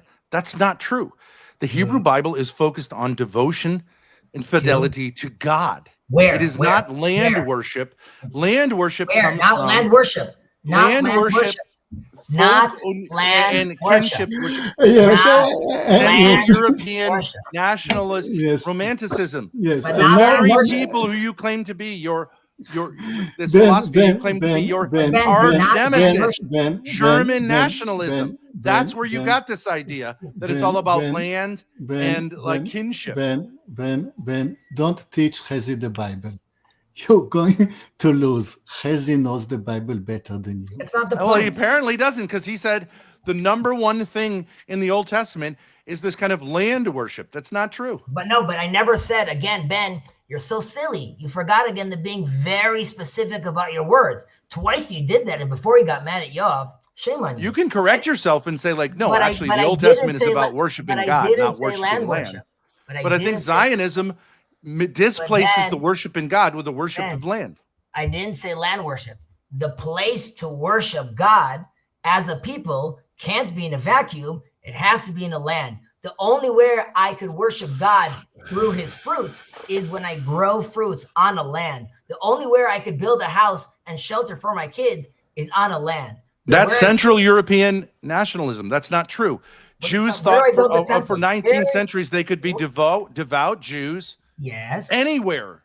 Correct. You could be a And devout Jew Christians anywhere. who claim to be the This is- correct Ben, interpreters of the Ben, Old Testament would Ben. say that, yes, you can worship God in America, in Who said you Siberia, couldn't? anywhere. That it's Who- ridiculous to confine worship of Okay. God to a But who particular can find place. it? But who can find it? You When? just said you What did I can't just worship say? God except in a particular No, place. I didn't say that. I said where in the Bible the story of Abraham take this land, Isaac go to this land, Jacob come back to this land, Moses taking to this land. Hey, Israelites, if you don't listen, you'll get kicked out of this land. You should pray for the water on this land. If you listen, eventually I'll bring you back to this land. If you don't listen Right. again, I'm going to kick you out from this land. It has Right. to do with this land, because in this land, we are going to worship God. And in this land, when we're oriented properly, and you could decide that that's not the state of Israel, sure, but in this land, when we're oriented properly, we are supposed to be an example of what a nation looks like living its life through God, which is supposed to be an example for the rest of the world to do on their land. I'm But our gonna land- end the stream at 3:00, just so everybody knows. Okay. Yeah. So- And what does the world make of the state of Israel right now? By and large, the entire world sees the state of Israel as a pariah state that is a shame among nations. A You're right. shame. It is a problem. Again, I have other interpretations that You think it's a city on a hill? Like, it's crazy. No, Look no, at what's going on there. You wouldn't disagree with that. You're saying currently, right now, it's not that, or the state of Israel is not that. The entire Biblical history Jerusalem- of the colonial project in Palestine, to me, is an absolute scandal compared to like what the Bible teaches us. Absolutely. I will agree with you that if we end up not manifesting into what the Bible is talking about, then correct. It would have been a huge scandal. You're right. Well, it's going to end up that way. I hope not. I really hope not. Yeah, maybe. But why wouldn't you say, like, well, the first thing we should do is treat people whose land we stole with a little more respect? But then we're Well, getting wouldn't that into be it. step one? Well, no. Well, step No, one that's would not be step no. one. But Step you'll just one- blah blah blah. I love my Arabs brothers and sisters, but I won't even admit that I should treat the people whose land I stole with respect. That's too much for you. That's crazy. I'll end like this. Grace, it Yes. was lovely. It was lovely talking.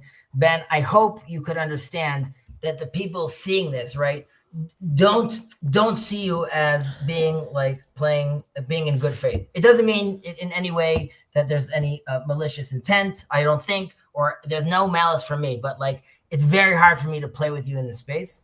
And because of that, and I hope you don't think that this is like me running away or something like that. Like, Well, that's fine. I don't play those games. But I think that. I think you're sincere, but I think you're wrong. But it doesn't think you don't think I'm sincere, because if you say that I'm joking about all. No, these I things, think you're sincere and wrong. I don't think why can't you be Sure, well, sincerely wrong? So when I sincerely say that Israel has to recognize with the trauma we caused the Palestinians, you should look at that and be like, oh, that is the recognition I want Israel to have. You're right. And I don't. But when know I if- ask you, should you respect them? You say no. when did I say no? I do respect them. I said respect step one should be that you Yeah. treat your Palestinian brothers and sisters But we do. with respect, and you said no. No, I never said that. I do treat them with respect all the time. Well, how about giving them equal rights? They Isn't do have that equal what rights. respect looks like?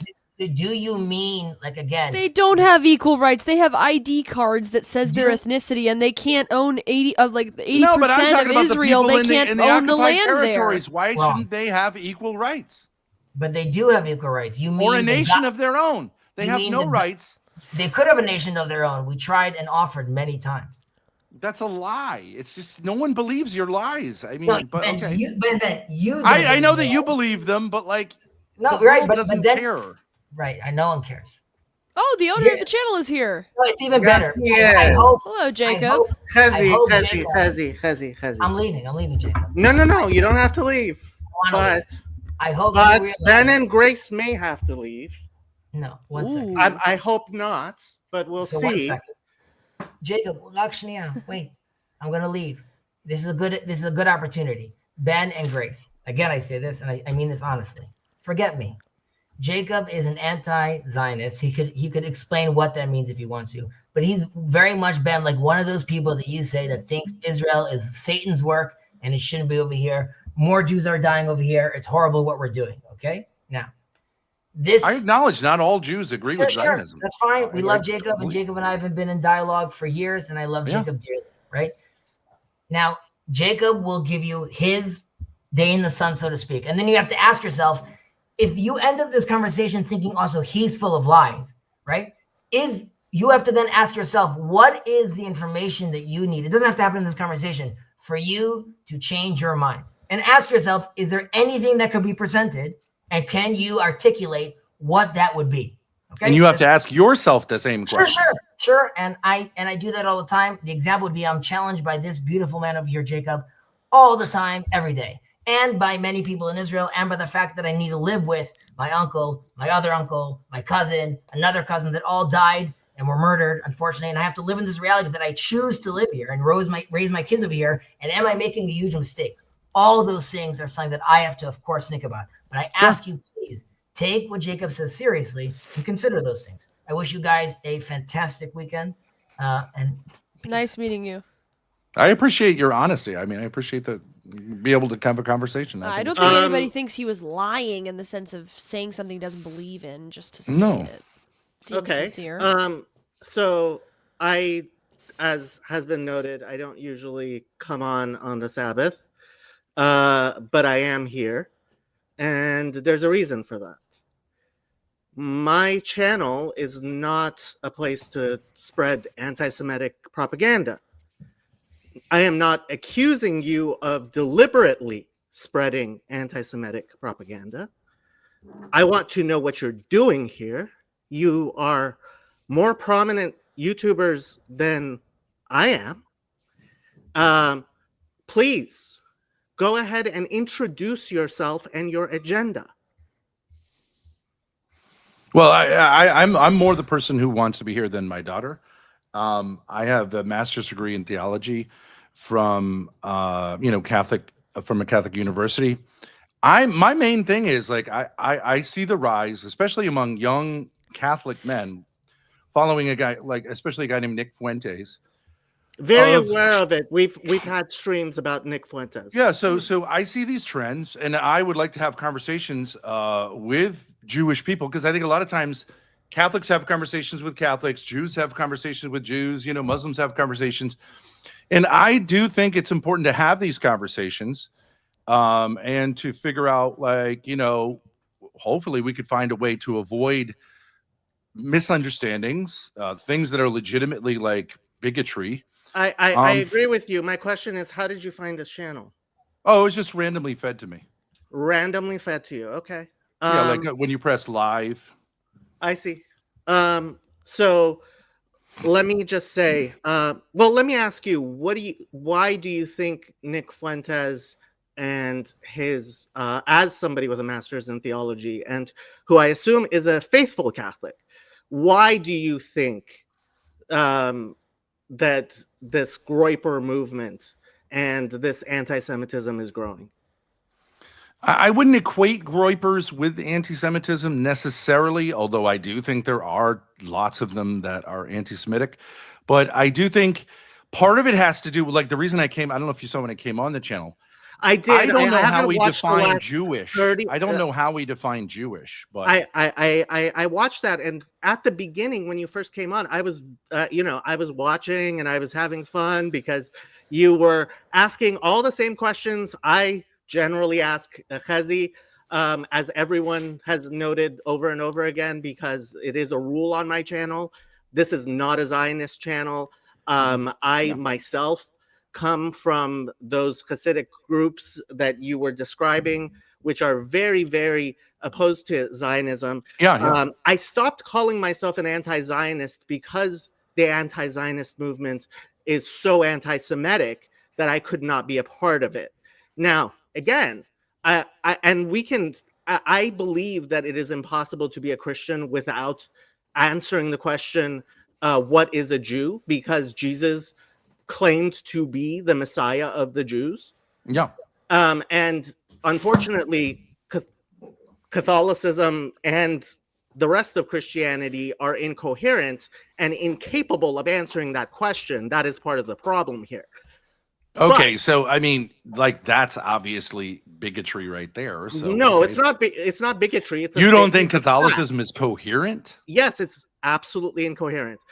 We can have that discussion if you like. I also agree. Okay. I mean, you're welcome to say those things, but like, Catholicism is probably the most coherent religion. We have literally a book. Obviously, we disagree. You are okay. But let's go back to my question. Why do you think there's a rise in anti-Semitism?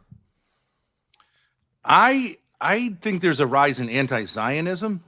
I think there's a concomitant rise in anti-Semitism, although I don't think that anti-Semitism is a big problem where I live.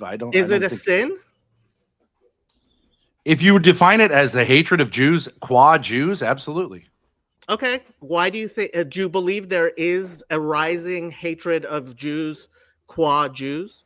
I think people in my generation mistake Zionists and the Zionist agenda for Judaism and all Jews, which is a mistake that Zionists themselves perpetrate by saying they are the I homeland agree of the 100%, but that's because I recognize Zionism as a satanic movement, just like I recognize anti-Semitism as a satanic movement. Yeah, yeah. Do you recognize that anti-Semitism, the hatred of Jews, is on the rise because of Satan? Yeah, I believe what it is a version of the victim mentality. Just like there are blacks who hate whites because they're white, because they feel like they have some special advantage. I believe there are tons of especially white young men who think Jews are like sort of supernatural and have some supernatural thing.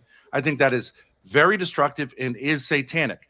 I don't think that's the same thing as opposing Zionist like foreign policy in the United States, but like I do get that Obviously it's not, but that's a straw man that Satanists who call themselves anti-Zionists use in order to entice people into this sin, which is taking over.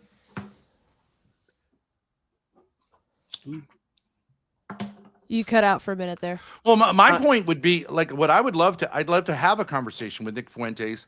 I've had many conversations with his like acolytes. It's very difficult to get through to the inner circle. But what I'd like to point out to him is that I believe Zionists are sort of anti-Jews.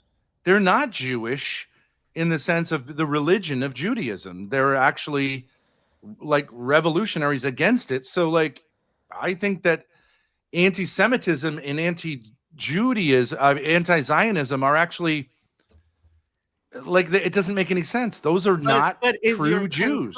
Is your concern where is your concern? Is your concern with the fact that there are Catholics, that the gates of hell are actually prevailing over these supposed traditionalist Catholics? Because I'll tell you why I am so concerned about Zionism. It's because I believe in policing my own and my own community.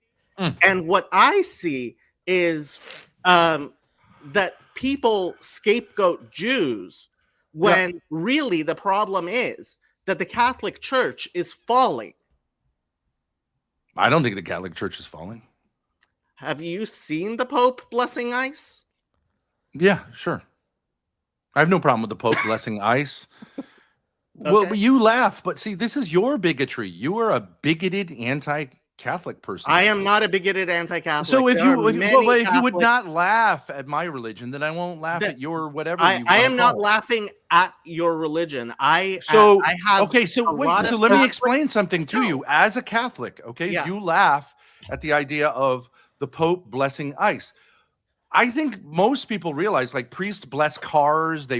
There's a procession in our town where the priest blesses boats. A blessing just means, like, sort of like you're pro this. What did you think of that of that recent confirmation? Or was it of the some newscaster who, with his husband, came and got accepted into the Catholic Church? Does that homosexuals, people who have same-sex inclinations are not barred from the Catholic Church by any stretch of the imagination? Yeah. Okay, I didn't expect them to be barred from. Are you going to tell me they were married in the Catholic Church? No. I am going to tell you that from what I saw, and I hope it's wrong, Father Jeff Martin, who says a lot of things. James Martin, sorry. I went to school with him. And he gets he's seems to be a Catholic priest in good standing. Does a lot of things which, if it was in my synagogue, I would not put up with. Okay, basically what happened was Father James Martin, what does it say here? Celebrated the confirmation of a married gay man, openly gay man. And the sponsor of that gay man in his confirmation was his husband. Yeah. You I see understand what's that, like, yeah, James Martin is someone who pushes the envelope a certain way, but he is respectful of the Pope, and he doesn't say anything contrary to the teachings of the Catholic Church.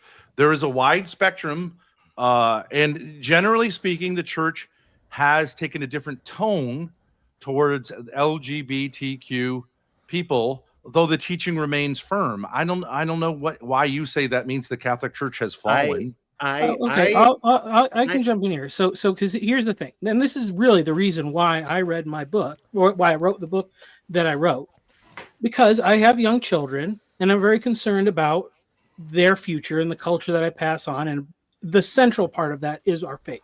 Now, I received that from my father, who I said he converted, he was born again, so he left the Catholic Church. He left on good terms with his family and all that, and my parents did a good job of transmitting that to me. But if you look at my uncles and my cousins, like, so my grandparents, very, very religious, traditional Catholic, my uncles baptized and confirmed, but very much wanting to participate in that American dream. They're highly educated, very successful. One was a union president. The other one just made a boatload of money in commerce, industry, and so they have kids, and they send all their kids to school. What you mean is he was in the mafia? No. He was. I'm just kidding. I'm just kidding. Yeah. That's No. me just making it. No, yeah, they were no. So yeah, they're very much on the like Anglophile. Yeah, assimilationist. Trajectory, yeah. Assimilationist. Yeah, sure. So then you get to my cousins. Two are PhDs. One is a lesbian and a card-carrying communist. Another one's non-binary. And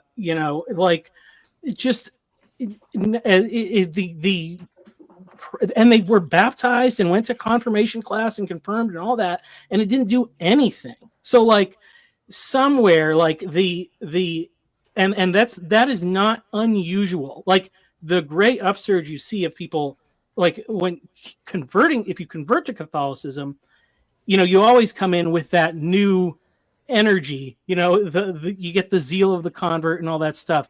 But the great mechanism that was supposed to transfer these beliefs down culturally from generation to generation just got so watered down. And it's not it's not like a machine. I mean, obviously you can individually fall away from the faith.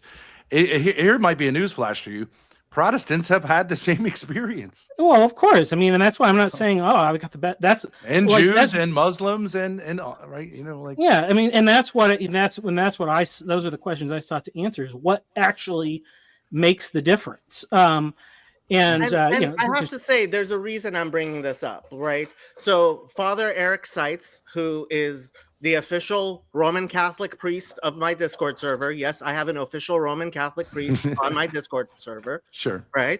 And he has a YouTube channel that I support. And I helped him launch that YouTube channel. There are a lot of Catholics who are very involved in our community. And I would love for there to be more Catholics who are I love that too. In the community that we have. There's a reason I brought this up.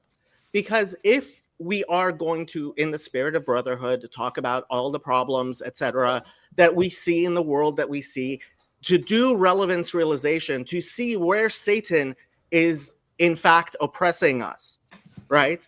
Yeah, I love that. Then I will join with whoever is trying to fight that spiritual battle against Satan. Yeah. My concern is when, and this happens a lot, scapegoating of the Jews takes front and center, right? And the faults of the Jews, and that's exactly precisely, I mean, I was the parts where you guys started talking about Hasbara. The fact that you know the word Hasbara should tell you how much of a failure Israeli propaganda has been. And I agree. So there's a very easy reason for that. There are 15 million Jews in the world. There are 2 billion Christians in the world. There are 1.5 billion Muslims in the world. And the Chinese government doesn't like Israel very much. So if you imagine that the propaganda is coming from the Jews, I have to say, I think you're being a little naive. Who is the David and who is the Goliath here? Yes, the Jews have always been the David, exactly like the Bible says. You are the least of nations. We believe, until we believe the last thing Judaism is supremacist.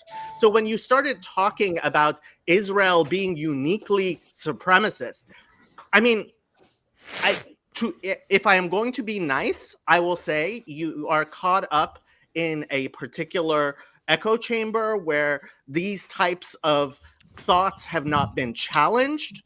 But yeah, no, that's not the type of thing that I like, even on my non-Zionist channel, being affirmed in any way.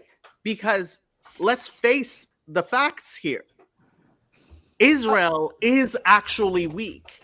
And my problem with the Zionists is that somebody like Chazi, as much as I love him, has a very hard time actually accepting the fact that Israel is nothing but a cat's paw for the West in the Middle East. That Israeli children are dying for the Council for Foreign Relations. It's not the other way around, right? When Tucker Carlson says the dumbest thing in the world that everyone should laugh at, which is that Israel got us into the Iraq war, right? Anybody who doesn't know that Israel lobbied against going to the Iraq war, right? So these types of things, yeah, you know what Bibi Netanyahu is, as far as I am concerned, he is a yes man to Donald Trump and Keir Starmer and Macron. I think you could say I think Zionism is a product of European thought, not of Jewish thought.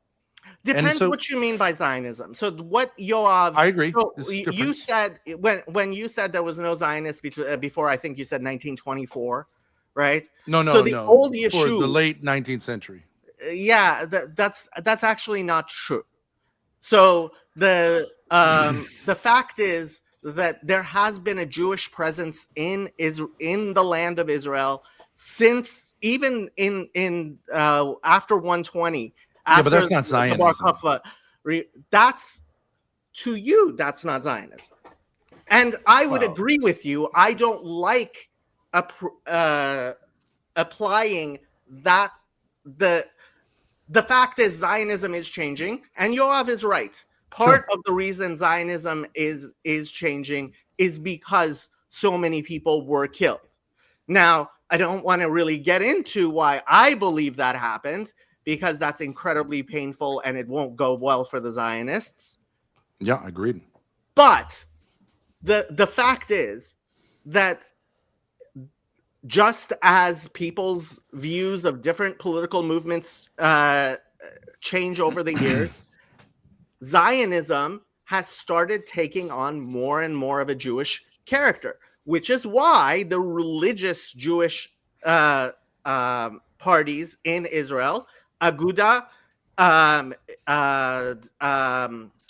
what's the other one? Degel HaTorah and Shas, right? Shas recently actually started calling itself Zionist, not because it agrees, God forbid, with a Zionist with secular Zionism, but because Zionism has been changing. And so that's what Chazi finds very comforting, because he comes from the religious Zionist camp, which has said, hey, we were here before Herzl. And while I would prefer that we just stop using the word Zionist and accept the fact that Israel is a colony of the United States and simply call it a protectorate of the United States, because that's what it is. I don't believe that Israel has much more of of influence on the United States than Puerto Rico does. In fact, I believe it has less. And I believe its legal status is similar to that of Puerto Rico. The difference is that, yes, Israel claims to be a Jewish state, just like the United Kingdom claims to be a Christian state. No, Does the United Kingdom claim to be a Christian state? not in the sense that Israel claims to be a Jewish state. Precisely in the same state. In fact, No. Israel. See, this is your ignorance showing. Well, I mean, do we have a conversation, or are you just going to lecture and tell me you know everything about everything? No. I'm sorry. I thought I was educating you here. You have but said, one thing about not wanting to appear to be a supremacist is having a conversation. It has with nothing to do. No, okay. It has nothing to do with. Oh, And come yes, on. he isn't backstage because I am speaking and it's my channel. If you're here because you want to be educated, I will educate you. I have things to do and places to be, right? I am not here to allow you to be ignorant. If you have questions, that's fine. For questions, I have answers. For answers, I don't have answers. And I'm not going to sit here and discuss with someone who believes that Israel is somehow a different type of religious state than the British, because that's just plain ignorant. Not beating the stereotypes. Yeah, I mean, you're coming across as. I was going to end it 10 minutes ago too. So just so you want, go away, Grace. I just want to add to people, this is how Jacob rolls. It's not something personal against you. This is the character that Jacob is. Yeah, okay, fine. And you have to love him for what he is. Yeah, it's no problem. But I'm just saying, like, I'm happy to, if you want to frame it as asking questions, but I would just say that England does not give, like, it would be really not so much England is Christian as England is for the English, right? Isn't that how it works? Well, the English people, whether or not they're Christian, but they don't actually enshrine that in law. See, this is the funny thing about the law of return. The funny thing about the law of return is that why do you think the British have ended up with so many Muslims from the colonies back in England?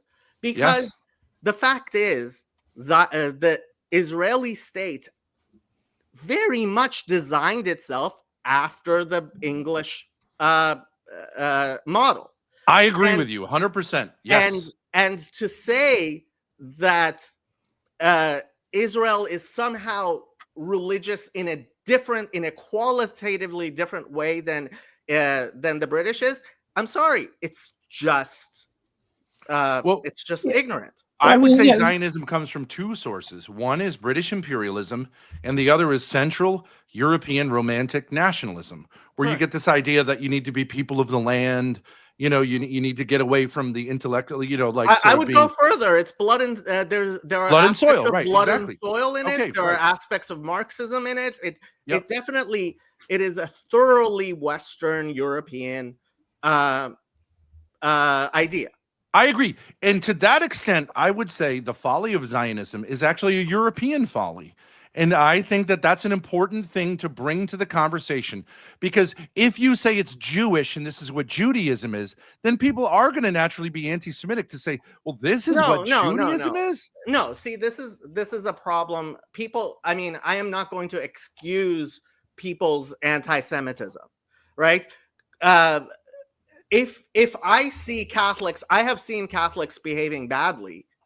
That I do not ascribe every bad thing that a Catholic does to Catholicism, even if I do see how there are Catholic influences.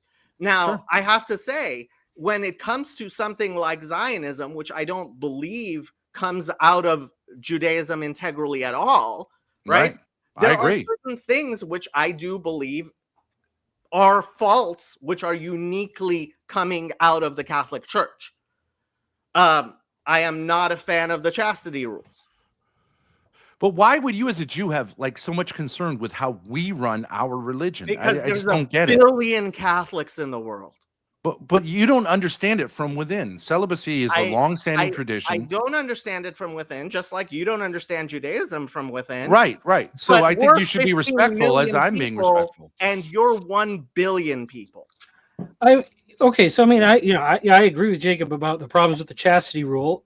I'm not going to tell Catholics they have to change it, but I think that that's probably one of several things that is the reason why there are still more Catholics leaving Catholicism than there are people entering in. And a lot of and of those who convert, it's still mostly Catholics leaving to. That's not true. Worldwide Catholicism is exploding, but Okay, not so much I in do the have West. to go. If you Well, want, if we're gonna go, Yeah. just end the stream. We have open just chatting a lot. If you want to speak to me privately, in which case I don't have to worry about what you're disseminating on my channel. That might be a better way of starting a conversation. Would you ever want to have a debate? I don't A friendly do debates. debate. I'll do conversations. Yeah, I'm not like a debater. conversation type of debate where we just, maybe. If you want to invite me on your channel, I would gladly come on your channel. Just one thing, I have very low tolerance for bullshit. I think I'm a pretty straight shooter. I don't know. These guys For can the attest. first hour that I was listening to you, I was like, thank God somebody is deprogramming. You can look at my thing, deprogramming Chazi. The once it got into where you were saying things, which what I can only take in one of two ways: you are very ignorant or you are malicious. Then that's when it became a problem. Okay, you could have that take on it. It's no problem. I understand I rub people the wrong way, but I think what's important in this conversation, okay, it's important that I take some of your insights as a Jewish person, right? I don't think a lot of Catholics realize that there are anti-Zionist Jews, right? So they just say Zionism and Judaism are one and the same. I think that's a really important point. I'd like to take that back to my Catholic brothers who do number in the hundreds of thousands. Are you aware of Gideon Lazar? The Byzantine Scotist. He's a Jewish Catholic. He's a Catholic of Jewish. He's traditional. He has a YouTube channel. He does a lot of good work in this thing. I've had him on my channel, and we've gotten into it over a lot of things. He's on Twitter. He might be a much better person for you to okay, sure. But I love what you're saying, and I think you have an interesting personality. Thank you. You come across as a little bit brusque or whatever. Like that's fine. I don't stream on the Sabbath. Right now, it is the Sabbath. I came on because I saw something that was going on my channel, which I do not want to see. Well, I mean, sometimes you don't like conversations, but like sometimes they're good. No. Maybe in a way I that love you don't conversations. I love conversations. That wasn't what I saw. What I saw was somebody who appears to have an agenda. Two people coming on who are experienced YouTubers who were taking advantage of the fact that my dear friends Chazi and Yoav are not experienced YouTubers, and they're genuine, honest people who I agree. While I think they acquitted themselves about as well as they could, at the same time, I don't want to see them memed on your channel, which I don't know you well enough to know that they're not going to be. Well, I don't know if these guys want to say that they think I'm anti-Semitic Jew bashing. I don't really think that's how I came across. I would say like my curiosity came across. That is definitely, and that's what worried me, because I have been involved in these types of discussions long enough that I can tell sometimes there are vipers who are getting ready to spring. And that's what is not. Well, you might be a little paranoid also. No. Oh, yes. Guess what? Being Jewish has, I am a refugee in the United States, and I may become a refugee again. So yeah, being paranoid. Yeah, sure. I cop to that. I have PTSD. That's just me too. A fact. Me too.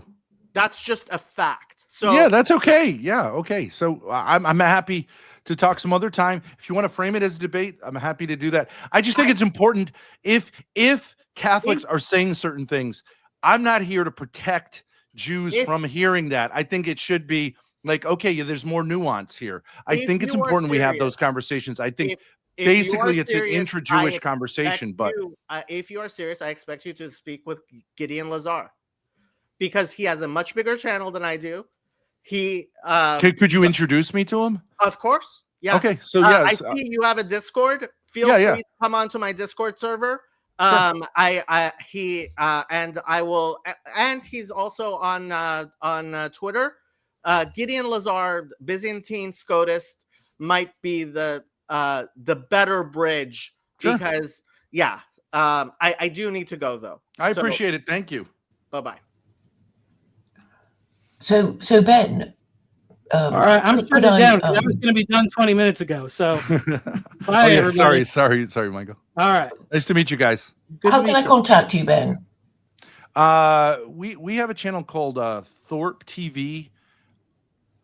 Oh no, it's not. It's called gosh. If you look up Thorpe, but you'll get a lot of stuff that says we're the worst people in the world. But Thorpe, Grace, I don't know, my daughter knows all the okay. Okay. Sorry. I'm sorry, I'm yelling at him from the other You just room. changed the names of everything. Okay, we've rebranded recently. His channel is called The Daddy Pill, and his Twitter is Ben Thorpe Able. Ben THRP Able. So I'll put it in the back chat. Thank you guys for having us. All right. It's fun Bye. meeting all of you. Bye bye. Okay. Bye.